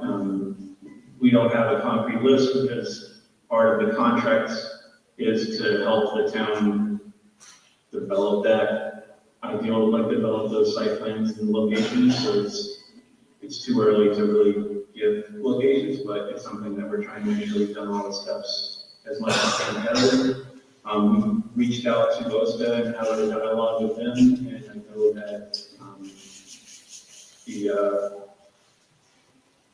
one of the traffic department staff, Jen, is going to a round table discussion on this in the coming weeks. I think it's April. It's with the T2 Center about this topic. So we're trying to stay involved with our peers in New Haven and other towns, and we've reached out to the township where they have approval for this program in Washington Township, where they were one of the first ones to get approved. So we're doing our best to make sure it's there, and we're going to do our best to make sure we get done as soon as we can. That's really all I can say, because the timelines are uncertain, because it's a new thing. Thank you. My last question, regarding the locations, I know that when this was first presented to council, there was reference to just restrictions that are, I believe, statutory as far as where, the cameras, we're looking at the cameras. And so my understanding is that we will be able to share information or at least some recommendations. I'm just curious, what is our plan with respect to helping to ensure that there's an informed decision about where these cameras should be located? That's a good point. I think that's part of the process is doing public engagement and then having the plan presented. And if I'm not mistaken, I think the plan has to be approved by the council. It has to be approved by the municipality. So we'll be bringing the plan, and it includes those locations back to you. And then once we have that approval, we would begin implementation. So I think there's like several different points in the process that we have, and we'll have the public outreach and discussion, and then we submit those, and we can come back to you all. And then there's the public awareness and shares the location, makes people aware where they are, and there's a warning time that's 30 days, I think. Thank you.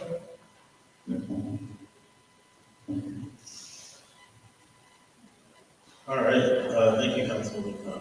I think it doesn't look like we have any other hands, so my hand is up. I think some of my questions and concerns around the public awareness program has been answered. I'm just hoping to really see something more substantive in terms of that as soon as possible. Where, just as much as I care about us being able to hopefully collect revenue. From a more principal standpoint, don't really want to see this as something that, we see as, a way to float the downers of sorts. So really happy to see, that commitment towards, public awareness, as well as I do know that we have the clause of opportunity to opt into safety, and really hope we're taking advantage of that, because that then promotes better driving habits. So yeah, I think my question lies in regard to when we'll probably see a fee schedule for like these violations. What are we going to see in terms of amounts? What are they being based on? Because I think there's information about late fees and how things quite seem to add up. But I had that question as well. Certainly. So the actual violation fee is determined by the state statute, which, and this is where I'm going to say things that I'm not a lawyer, so I'm going to have Sue confirm it. But since we have a state statute that allows us to make an ordinance, so you all pass an ordinance establishing the violation and then the fee schedule for the violation, which is $50 for the first and $75 for the second. And then the state statute allows for that processing fee of $15. So that's the standard fee schedule. In the contract, there's a fee schedule that describes something that's more like camera installation based, about how we pay the vendor for moving cameras around, installing them, and that type of work. And then we also, and Attorney Grove was very insistent on this, and I very much agree, wanted to clearly spell it out because of that same concern. We want to make sure the fees were clearly shown so that you all have an understanding of what it is, and it's the convenience fee and how that works. So the Exhibit C shows all those additional fees on top of the violation charges themselves, which is the 50 for the first and 75 for the second. All right, thank you. And the program is always about safety, and I just want to make sure that's very clear. Our goal is to make sure that we're affecting a change in behavior, and so we want to see the revenue line go down in a few years, which is that would indicate there's behavior change. I concur with that. I think my next question that I asked, thank you, Director White, more so I would say tailored towards the administration, and then also possibly Director White. So I see that, we've, that part of this was amending the budget, and creating 2 new positions. So of course, there is, we're entering an agreement with the bargaining unit, and also, hiring a traffic field engineer. How soon do we anticipate, because I know we have a question of A, when we're going to be able to, actually, carry all of this out. But B, how soon do we think we would be able to hire such folks? Relatively, almost immediately, because the person who I would prefer to take that position is already in the department and is doing the work. That's why there's a stipend in the department line. It's because they've been worked out of class. So there's an MOA existing on that already. So the position, it's probably a couple of years back. I don't know, you all remember, I think I was very clearly saying during that process that I would be back with a position that described that work, and this is what that is. That's the traffic building universe. Yep, that jogged my memory a bit. So yeah, I think that in that case, I hope we get to hire someone. I mean, I know we are going to get to hire someone by the end of the fiscal year, so that seems all right to me. Do you have any other questions from members of the committee? All right, that was relatively quick. With that, I want to call for the vote. All those in favor, please say aye. Aye. Any opposed? Any abstentions? The vote passes unanimously, so we will move on to our next agenda item. So our second agenda item that we have on our committee agenda tonight is the reappointment to the zoning board of appeals as an alternate member for Andrew Lilly, who's a Democrat residing in District 5. Do I have a motion for that? Motion. Moved by Vice Chair Cardwell, seconded by Councilman Weber. All right. Is there any discussion from members of the committee? All right. With that, I will call for the vote. All those in favor, please say aye. Aye. All those opposed? Opposed. Opposed by Councilman Tigler. Any abstentions? All right, the vote passes with 1 abstention. We will now move on to the third agenda item, which is the appointment to the Economic Development Commission of Margaret Morello, who is an affiliated voter in the 3rd District. I will move that. Do we have a person to second it? Seconded by Vice Chair Cardwell. Yep, I'm not sure if there's any members of the committee that would like to speak to this. I'm just wishing, just for the sake of, well, actually, Councilman Olson, I see you. Unmuted. No, not for the purpose of this, just unmuted, that's all. Okay. Yeah, so just wishing both of these newly, now reappointed and now reappointed commissioners best of luck, and conducting really good activity for our town, especially the Economic Development Commission. So without further ado, I will call for the vote. All those in favor, please say aye. Aye. All those opposed? And any abstentions? All right, that passes unanimously. And with that, we have run through the rest of our agenda items. So I will call for the adjournment of this meeting at the sharp time of 8:30. Back to you, Council President. Thank you so much. I'm now calling for Finance Chair, Chairman Alston. Thank you, Council President. I will take attendance. I do have Committee Vice Chair, Councilman Figler, Councilwoman Anthony Caldwell, and Majority Leader Stevens, and Councilman Anthony. I have not heard Jim Anthony is in the hall, right? Yes, I'm here. So we do have a quorum. I will call this meeting to order at 8:31 and open up public input. Is there anyone wishing to give public input to the Finance Committee? Again, is there anyone wishing to give public input to the Finance Committee? And one more time, anyone wishing to give public input to the Finance Committee? Not hearing any, we'll go ahead and close public input and move on to our first agenda item. Regular agenda item, which is the appointment to the Finance Commission of Thomas Fortuna, a Democrat from the 7th. I'll accept the motion. So moved. Second. It's been moved to second. Any question or comment on the matter? I'll go ahead and call for the vote. All in favor, say aye. I actually have my hand raised real quick. Okay, all that back. Go ahead, Councilman Figger. Mine wasn't so much a question, just, I see there's two appointees for the Finance Commission.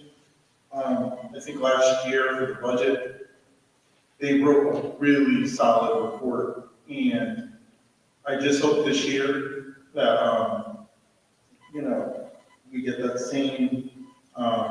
same great data from them, and I really hope the council as a whole hears it, because they had some really good suggestions, and, they had warned against not doing this, if you're gonna do that, and I just really hope this year we do listen to them fully, because they were really good last year. They were against some of the things that they were correct about, so that's my take. Thank you. Thank you, Councilman Figger.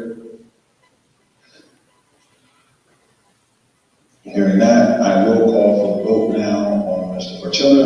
All in favor, say aye. Aye. Aye. All opposed? Any abstentions? Motion carries. And then we have the appointment to the Finance Commission of Rabbi Benjamin Scobie, Democrat from the 6th. Is there a motion? Motion. Second. So the motion is second. Any question on the matter or comment? Not hearing any, I'll go ahead and call for the vote. All in favor, say aye. Aye. Aye. All opposed? Any abstentions? Okay, motion carries. Moving on to our third item on our agenda is an order authorizing interdepartmental transfer of the 2003-20 to 24 fiscal year budget of about $3.3 million. I'll accept the motion. Motion. Second. There's a motion and a second. Any question or comment? I have a comment. It's Councilwoman Go Caldwell. ahead. Go ahead, Councilman Caldwell. Can the administration speak to the fact that we have $3 million, $3,268,887 in budget area surplus? I do see it's coming from the salaries again. Do they have any explanation for that?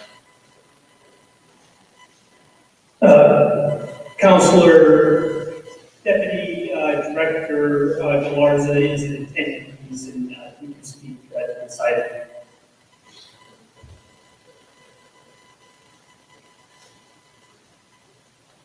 Does he need to be let into the meeting? He does, yes.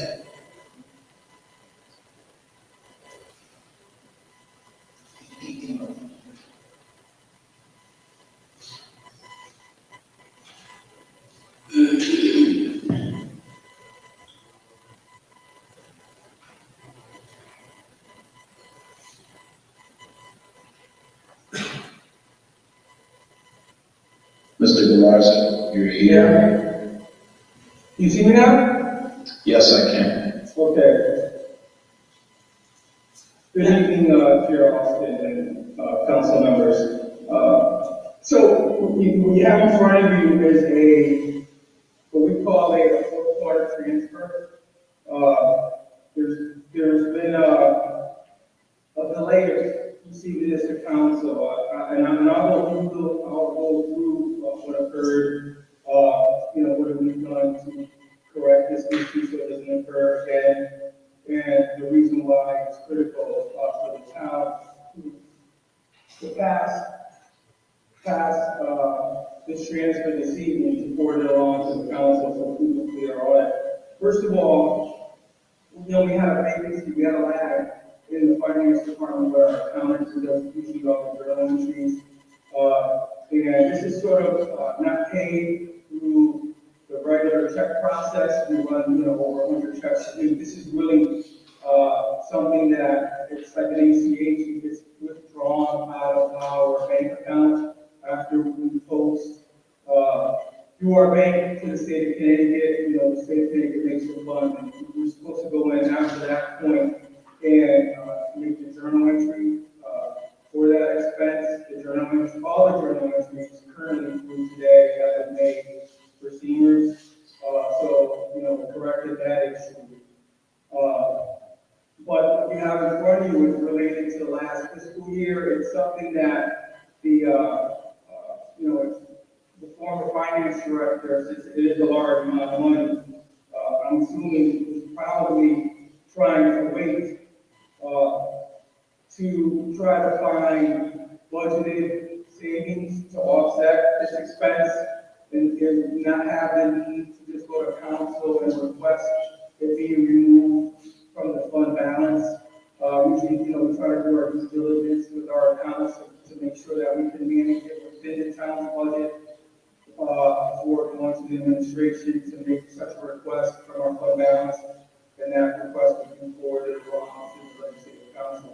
So what we have in front of you is the 3.2 request for the last fiscal year, close of the year, June 30th, 2024. What was needed for the seniors account, not knowing that this was outstanding until we got into the audit, if you will, and doing the bank reconciliations and getting more involved with the staff accountant, brand new. It's larger than what it should be because we transferred out of this account to help the town's pension fund that needed an additional $400,000, and we also transferred $300,000 to the board's seniors account that also needed some funding to be made whole, and that's why this number is a little bit larger than we anticipated, just because we took that budget and we allocated it to those, or distributed it to those two other areas that were, short on budget. So what I was able to do is go through the town's budget for year end and identify eight accounts that will cover this expense, so that there wouldn't be a request of utilizing fund balance. We also had additional revenue that came into the town that we went to that account, but I'd rather go utilize the savings to offset expenses to try to keep a net neutral position for the expenses and use the revenues as they were, just to validate how we feel the budget and how our revenues tie in, or actually tie in with the budget. And it's easier to understand that they certain accounts will utilize those savings for other areas, and if that's not the case, then it will fall to the fund balance. So what I'm requesting, so you can see the accounts that we chose that are recommended to the administration. These are closed down accounts. They're not needed. They're not needed for this year's operating budget. So, as to that point, we're requesting this so that we can, since the journals are entered into the system, we're requesting the 3.2, so we can tie these into our financial statements, because the expenses already have been booked and we can hurry up and finish our audit for last fiscal year. We have some transition in finance, as you're well aware, the loss of a finance director in the fall, which is really, third quarter or second quarter of operating year. And we try to step up and help fill those two roles. We also had a new accountant on board, that I'm sort of training now as well. So we hit some hurdles, and it's delayed the process a little bit. But, we are, to put yourself in the finance position, those that work in finance, we're juggling the close last year. We're managing the current year, pretty current on the current year. And also, we're preparing the ensuing fiscal year. So we manage three budgets at one time. Mostly all of them are around $300 million. So we're managing, almost $1 billion, day in and day out, along with our day-to-day, other related needs in our day-to-day job. So it's important to keep that in mind. It's a large number, but it's only because it was not the journal entries were not entered for several months. So we're current on that. We put controls in place, internal controls in place. Along with some training and some explaining to the staff how this needs to operate, since it doesn't flow through me, AP or AR. It's outside of our general check processing. So you can understand that. And it's critical for us to move this along. It's unfortunate, for the timing right now. I wish it would have been brought to council's attention months ago when I brought the other transfer. Had I known, I would have brought everything to the council. That's sort of my management style. As soon as there's an issue, I identify a couple solutions, present to the administration, and then quickly send it right to council for their executive, for their legislative decision on the account. But overall, I think the audit's coming along. I think that this is just part of the fiscal year closeout. I think the issue's been addressed, and I think we've full transparency of what occurred. And I think in the mayor's recommended budget, the account has been addressed, so that this should not occur again. And I think that's the best that we can explain to the council this evening. I think that the issue's been addressed, and we look forward to having you approve this, so that we can keep our financials favorable, and we can move this along to the council as a whole, so that they can make their legislative decisions. So I thank you this evening for having me here, and giving me the opportunity to try to, continue our success in finance and keep the town moving forward. So thank you. If you have any questions, I'll close it out. Yeah, my question really is about the fact that we have $3.2 million. So the hearing savings that you're speaking of on this sheet that this is the general fund, the special fund transfer request form, this $3.2 million, which is the total of these line items here, is this for the last fiscal year, or is this for our current fiscal year? Is this for the 2024 year that we haven't closed the year yet, because the audit's not done yet? Are these year-end savings from that last fiscal year?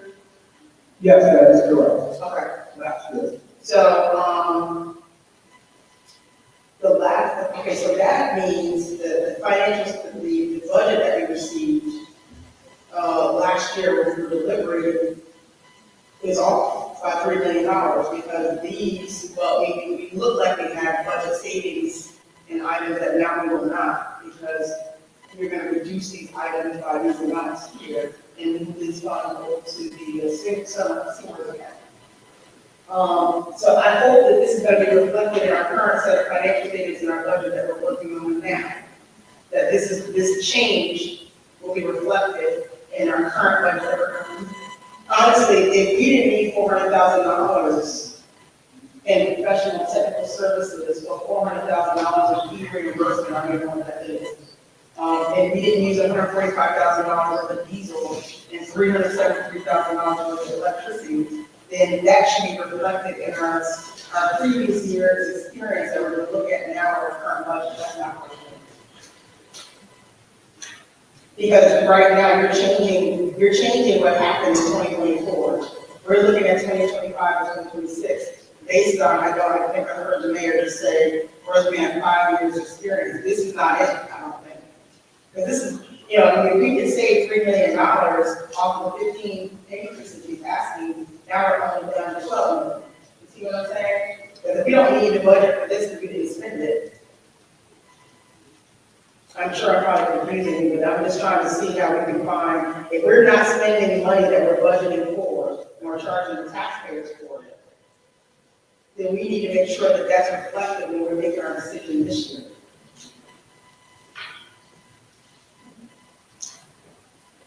That's my point. So, you probably want to think about that, we might want to have a conversation offline, maybe, I don't know. But No, when I saw this, I was like, that's a lot of money we didn't spend in 2024.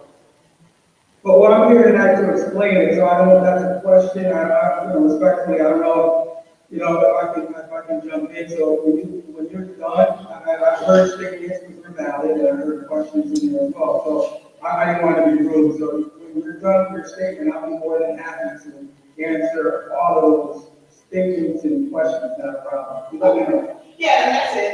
I just wanted to know, because it seems like there's a lot of money that was left in the 2024 budget that wasn't spent. But we tax the people for it. And we should, the budget's based on the income, the revenue. So we tax them for $3.2 million that we never actually spent in these various line items. That's the problem. Okay. So may I have, Chair Austin, you have the floor? Yeah, right. Go ahead. So I understand where you're coming from. I just want to clarify that, what you're seeing, what you're going to see in the various recommended columns in the budget are actual.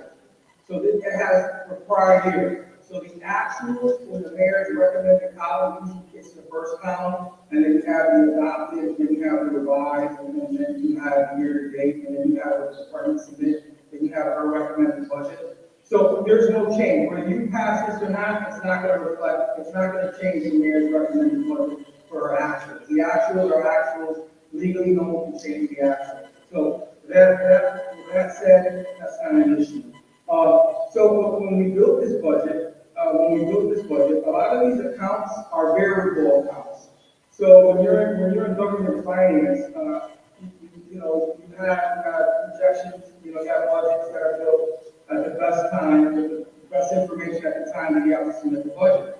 So there's a lot of times, like if you take the last line, that's $1 million. So we were talking about overtaxing the residents. Well, that $1 million, when we put the budget together and the council approved this budget, the intent was for ratification of the union contracts. So within that fiscal year, 23, 24, that did not occur. But the money was there. The money was in their budget. We had contracts approved in that fiscal year. We would have utilized those funds. But since it carried forward as a timing thing, those funds are going to be spent in this fiscal year 24, 25. We went back a couple of years. I know it's really new, but historically, Sue Ruman, first time protected in the town attorney's office, was always short. It was short by $300,000-$400,000 that time when we passed the budget. So we worked with council. We appreciate council's effort to right size that account. So there may be a case or two that we anticipate settling, or it doesn't get settled. So you'll have those savings in that year. So I don't think that's over budgeting in that line. I think the town clerk, the second line, makes statements about how reimbursement is low. And the previous year, we went to council and we asked for more money on that line. So, from a professional financial perspective, that's a variable account, right? So we're fortunate that we did it. We're fortunate that council approved that amount of money. We're fortunate that we didn't need it at the same time. Diesel fuel, we made adjustments to diesel last year, and we made adjustments to electricity last year, and we're carrying those amounts forward in the ensuing fiscal year. Police salaries, we have vacancies, we have retirees, we're always managing our cash out line, so with the vacancies that we had, we were able to save the 213. Fire overtime suppression, that's hit or miss. I think, public safety, we may have a budget transfer on the agenda coming up to ask for more funding in OT. So that's a variable account based on the situation in town. I think the chief did a decent job managing that, so we're able to save that amount of money. And I can't speak for him as far as the day-to-day is concerned. We had a good conversation.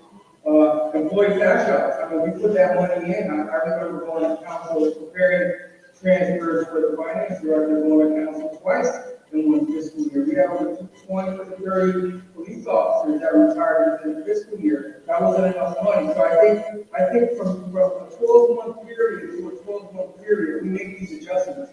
Sometimes it increases, sometimes it decreases.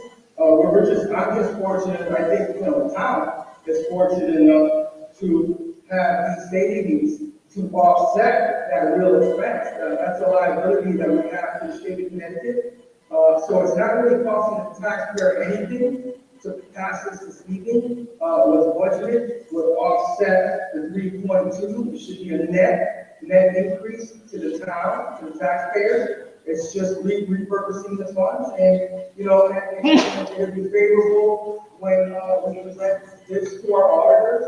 And when we go out to bond and we get a good interest rate, we also want to take a look at the pension and finance the POVs. So in a short term, the position is a position. Long term, I see that we'll triple the savings based on us, having good financial products. Thank you. Thank you so much. And so just my final comment is that if, finance director, even is still here, to put down those journal entries, then we probably would have overtaxed because we would already have these funds to journal entry properly. So we just happened that we didn't do it, and luckily we did have savings, but it's just something that I think the council should look at for this year's budget. And really just be very strict about it so we can not. Thank you so much for your comments. You're welcome. Thank you for your time. Thank you. Any other comment from the committee?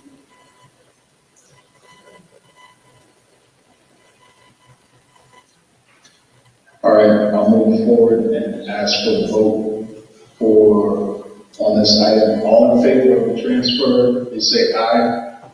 Aye. All opposed? Any abstentions? Motion carries. Thank you. We'll move on to, sorry, my agenda closed down for a minute.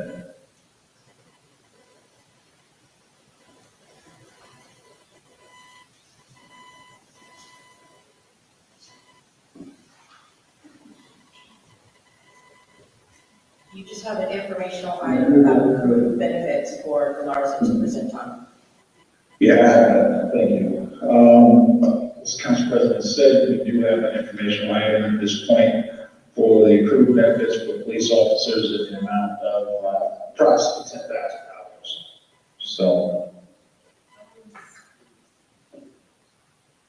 as stated, this is an informational item.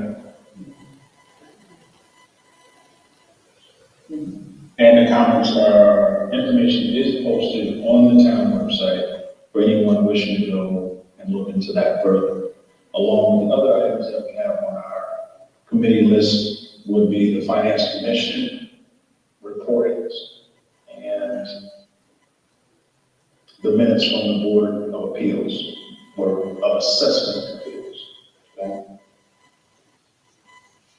So that will be it for the Finance Committee, and I will move to adjourn at a second? Second. All in favor? Aye. Aye.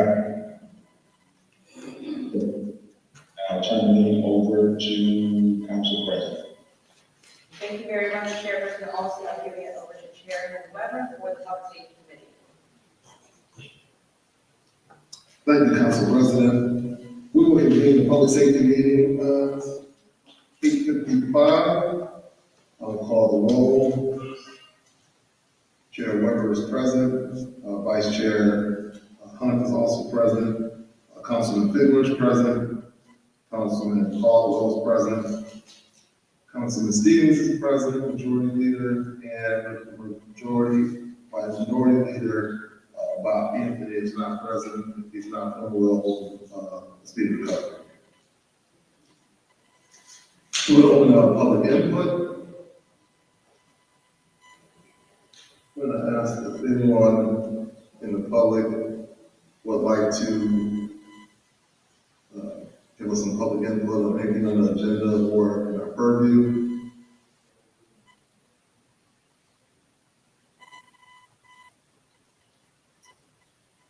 Is there anyone that would like to give public input on anything on the committee's agenda or under our purview?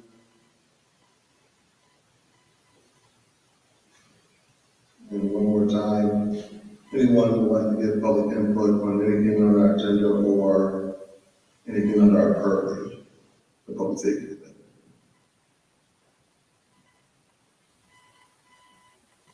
All right, we're going to close public input. We have an informational item, January, February 2025, monthly overtime expenditure report, Hamden Police Department. Let's see.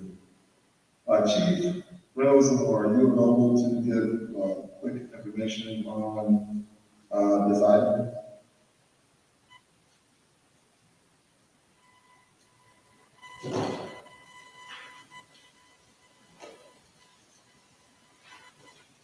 Good evening, it's Captain Diaz, the Chief is not chimed in, I can speak on this item. Oh, thank you, Captain Diaz. The chief is in attendance with his hand raised. All right, please, elevate him, please, and Captain Diaz, please, give us some content. Yes, what happened was, someone we overlooked having to, supply this to the town council on a monthly basis. And I think one of the council persons brought this to our attention. So I'm going to make sure it happens every single month. You got to get the previous month's expenses related to the police department. So what we did is compile January and February's and provide it to the town council. And most of those are contractual obligations, overtime for investigations, some reimbursement grants are included, admin, K-9 contractual, community outreach. I think it's all pretty much spelled out there. All right, thank you. Chief, if you want to chime in, please do. If not, we'll close. Thank you to this distinguished council. I think Captain addressed some of the specifics, but I do want to emphasize that thankfully our numbers have increased in terms of our staffing. However, I don't want this body or anyone else to misconstrue what the numbers mean. We have the vacancies that we were looking to fill, we were able to fill them. However, those individuals are still not what we call independently working yet. So we have approximately 8 officers who are rookies. They cannot work alone. We just graduated 4 of them from the police academy.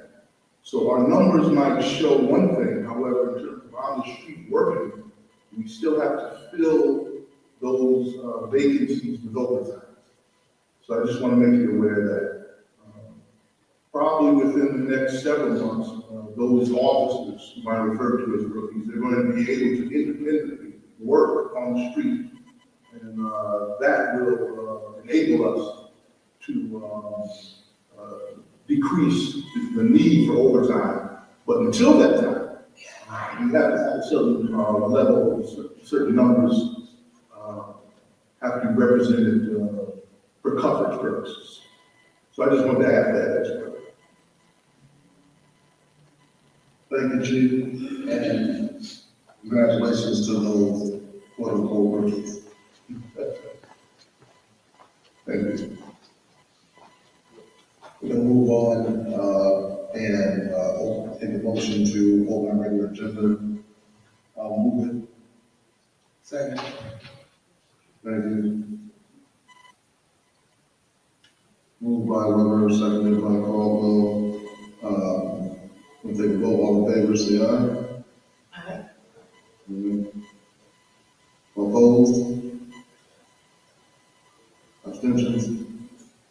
All right, we'll move forward. Our regular agenda has two items.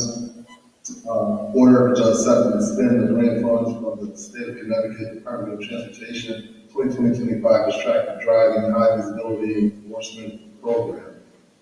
Motion? So moved. Second. All right, that sounds like, Clark on the motion and Caldwell on the second? Yes. Thank you. We have some discussion, Chief. Would you like to speak to it? Chief, I can speak to it if you like. Go ahead, Cap, I'll kick you back. This is one of our annual funds that are enforcement grants that we get from the state of Connecticut. We get approximately $80,000. 55 of it will be for enforcement, and the balance will be for fringe benefits reimbursement. So the town is actually making money on our enforcement efforts. The objectives of the campaign is to reduce fatalities and injuries caused by distracted driving. In addition to just issuing infractions, we also want to educate the public. We're going to put out some news releases, and at all the enforcement locations, we have large orange placards, clearly detailing what we're doing with distracted driving enforcement zone.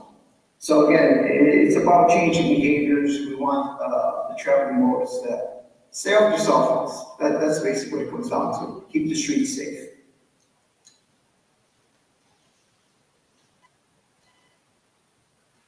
And just to add to Captain Diaz, this will help us to directly address some concerns that have been made to me from our citizens about some of these very things. So I have committed to making sure that we do some of these enforcement actions, and this grant is going to enable us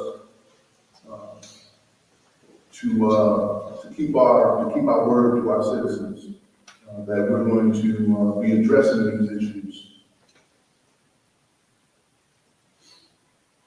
Thank you, Chief. We'll open the discussion. Does anyone have any questions?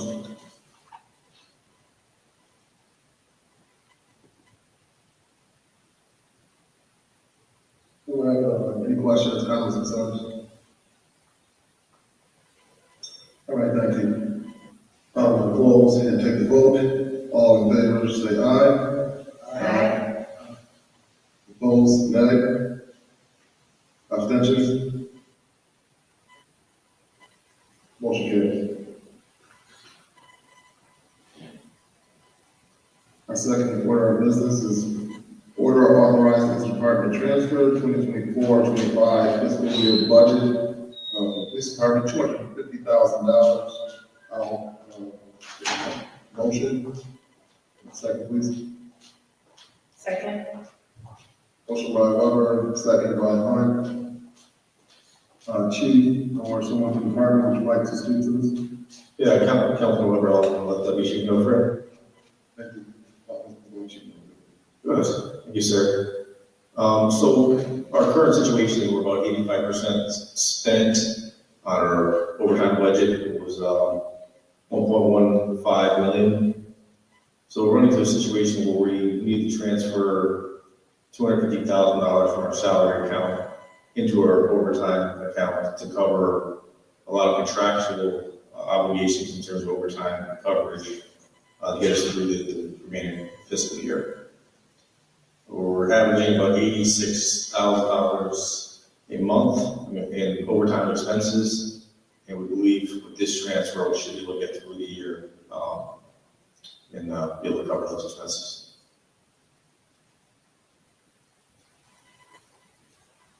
All right, thank you for that explanation, Deputy Chief. Any discussion?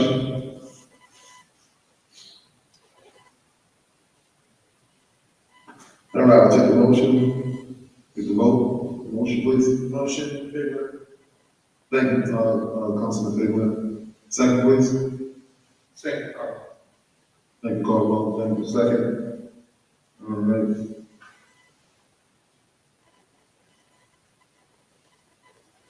Let's go ahead and take a vote. All in favor? Aye. Opposed? Abstention? All right, motion carries. All right, we don't have anything under new business. I don't believe we have any new business. Anyone? All right, we don't have any boards commission reports today. All information is online. If you back up, feel free to go and take a look. And reach out to your committee members if you have any questions. With that being said, we're going to adjourn the public safety meeting I'll take a motion to close the public safety meeting. Motion. So Second? Second, Figler. All right, all in favor? Discussion? All right, all in favor? Say aye. Aye. Opposed? Abstention? Meeting adjourned at 8:50, I'm sorry, 9:06. Thank you, Chairperson. I'm now handing it over to Chairman Conley for Public Works, Facilities, and Sustainability Committee.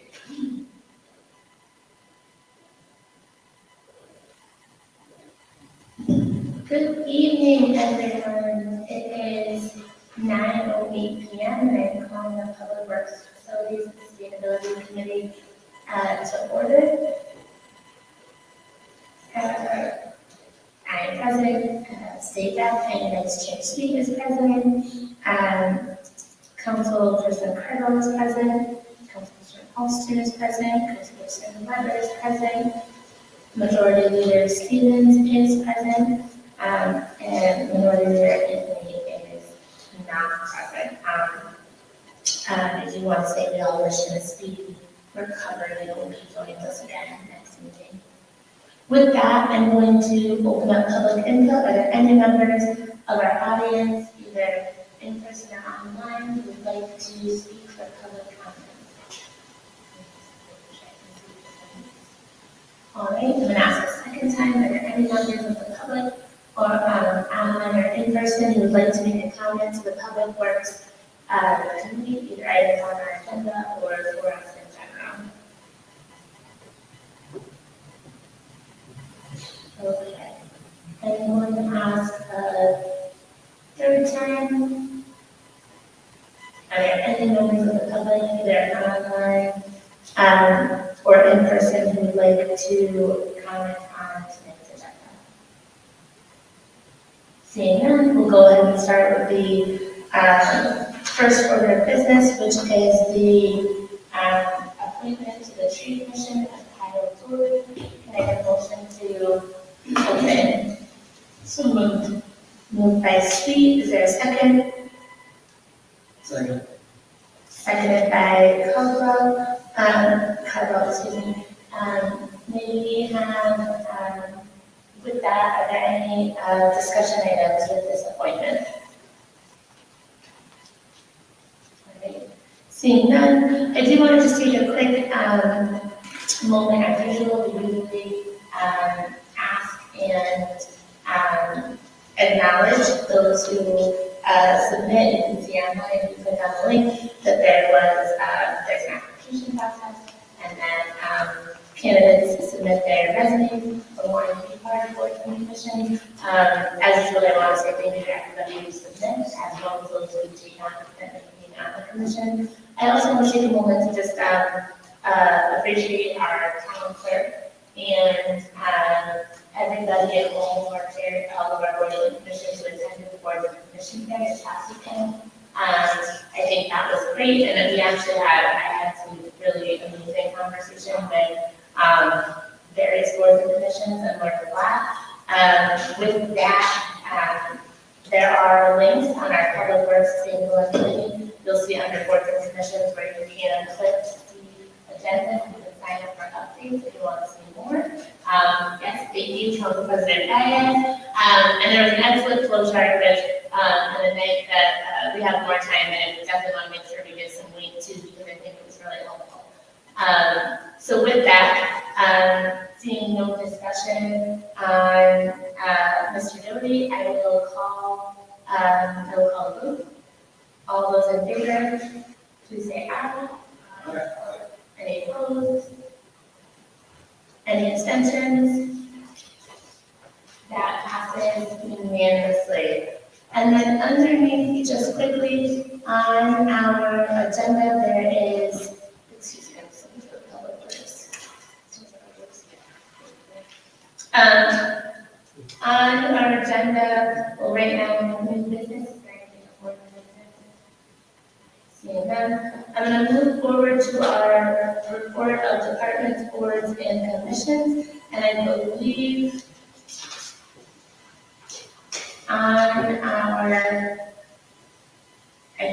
under boards and commissions, we do have an agenda item under the Energy Use and Climate Change Commission. I just want to see in our audience, do we have a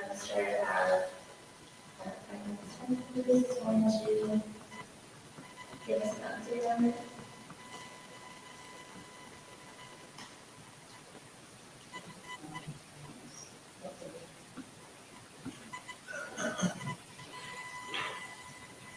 All right.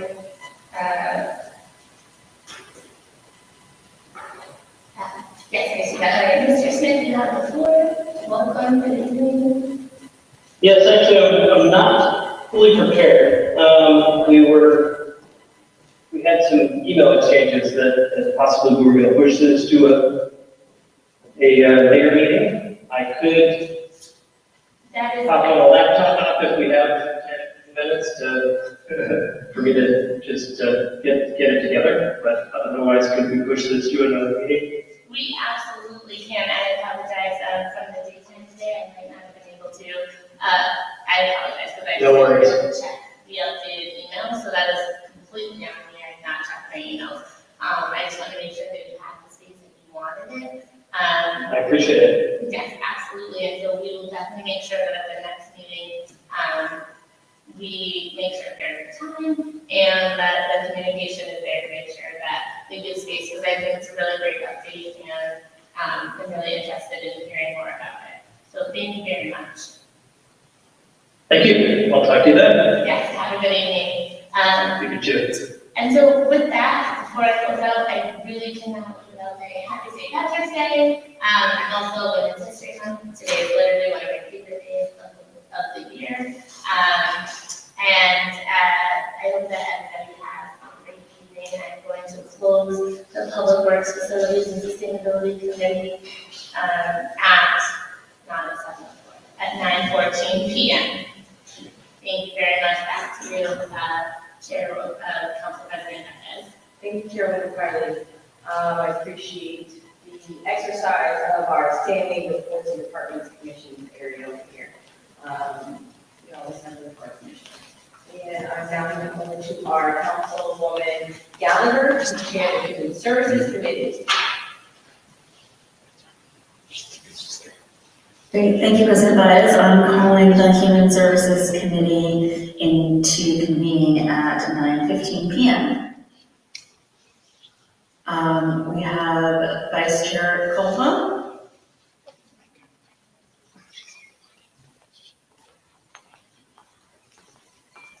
Is Vice Chair Caldwell still there?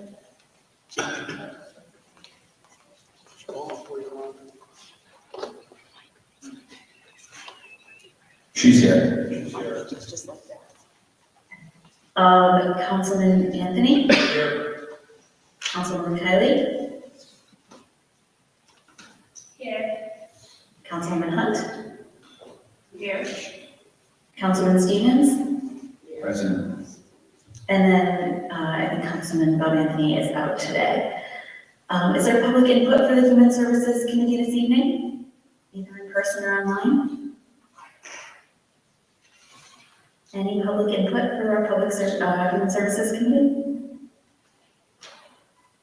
Okay, third time, any public input today? We don't see any, so we will move on. We've got 2 agenda items this evening, both are appointments and reappointments. The first is a reappointment to the Human Services Commission of Lisa Jackson, D2. Can I have a motion? So moved. Third, second. Who was the first? Anthony, thank you. Thank you, Councilman Kennedy, second. Do we have any discussion on this item?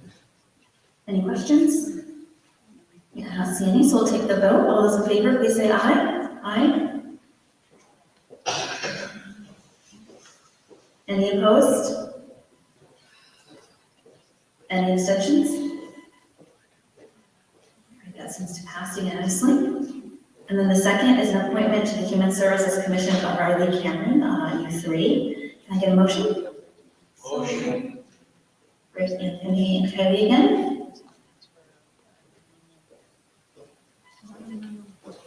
Any discussion on this item? Any questions? No? All right, we'll take a vote. All those in favor, please say aye. Aye. Any opposed? Any abstentions? All right, hearing none, that passes as well unanimously. I want to welcome Lisa and Riley to your commissions, or welcome back to your commissions. Thank you for all your work on them. I really appreciate you. And those are all of our agenda items for today, so I'll call our meeting to a close at 9:18 p.m. Thank you very much.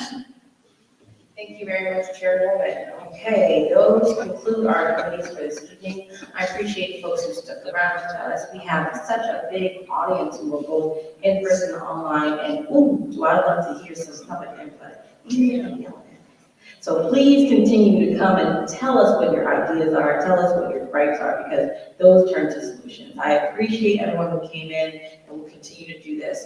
Our budget season is kicked off. Okay, and we will begin our deliberations. We'll announce our schedule online, and we will look forward to the mayor also putting up the link and activating our budget so that council members can start to review that. Thank you so much for following along, and we will see you soon. Good night.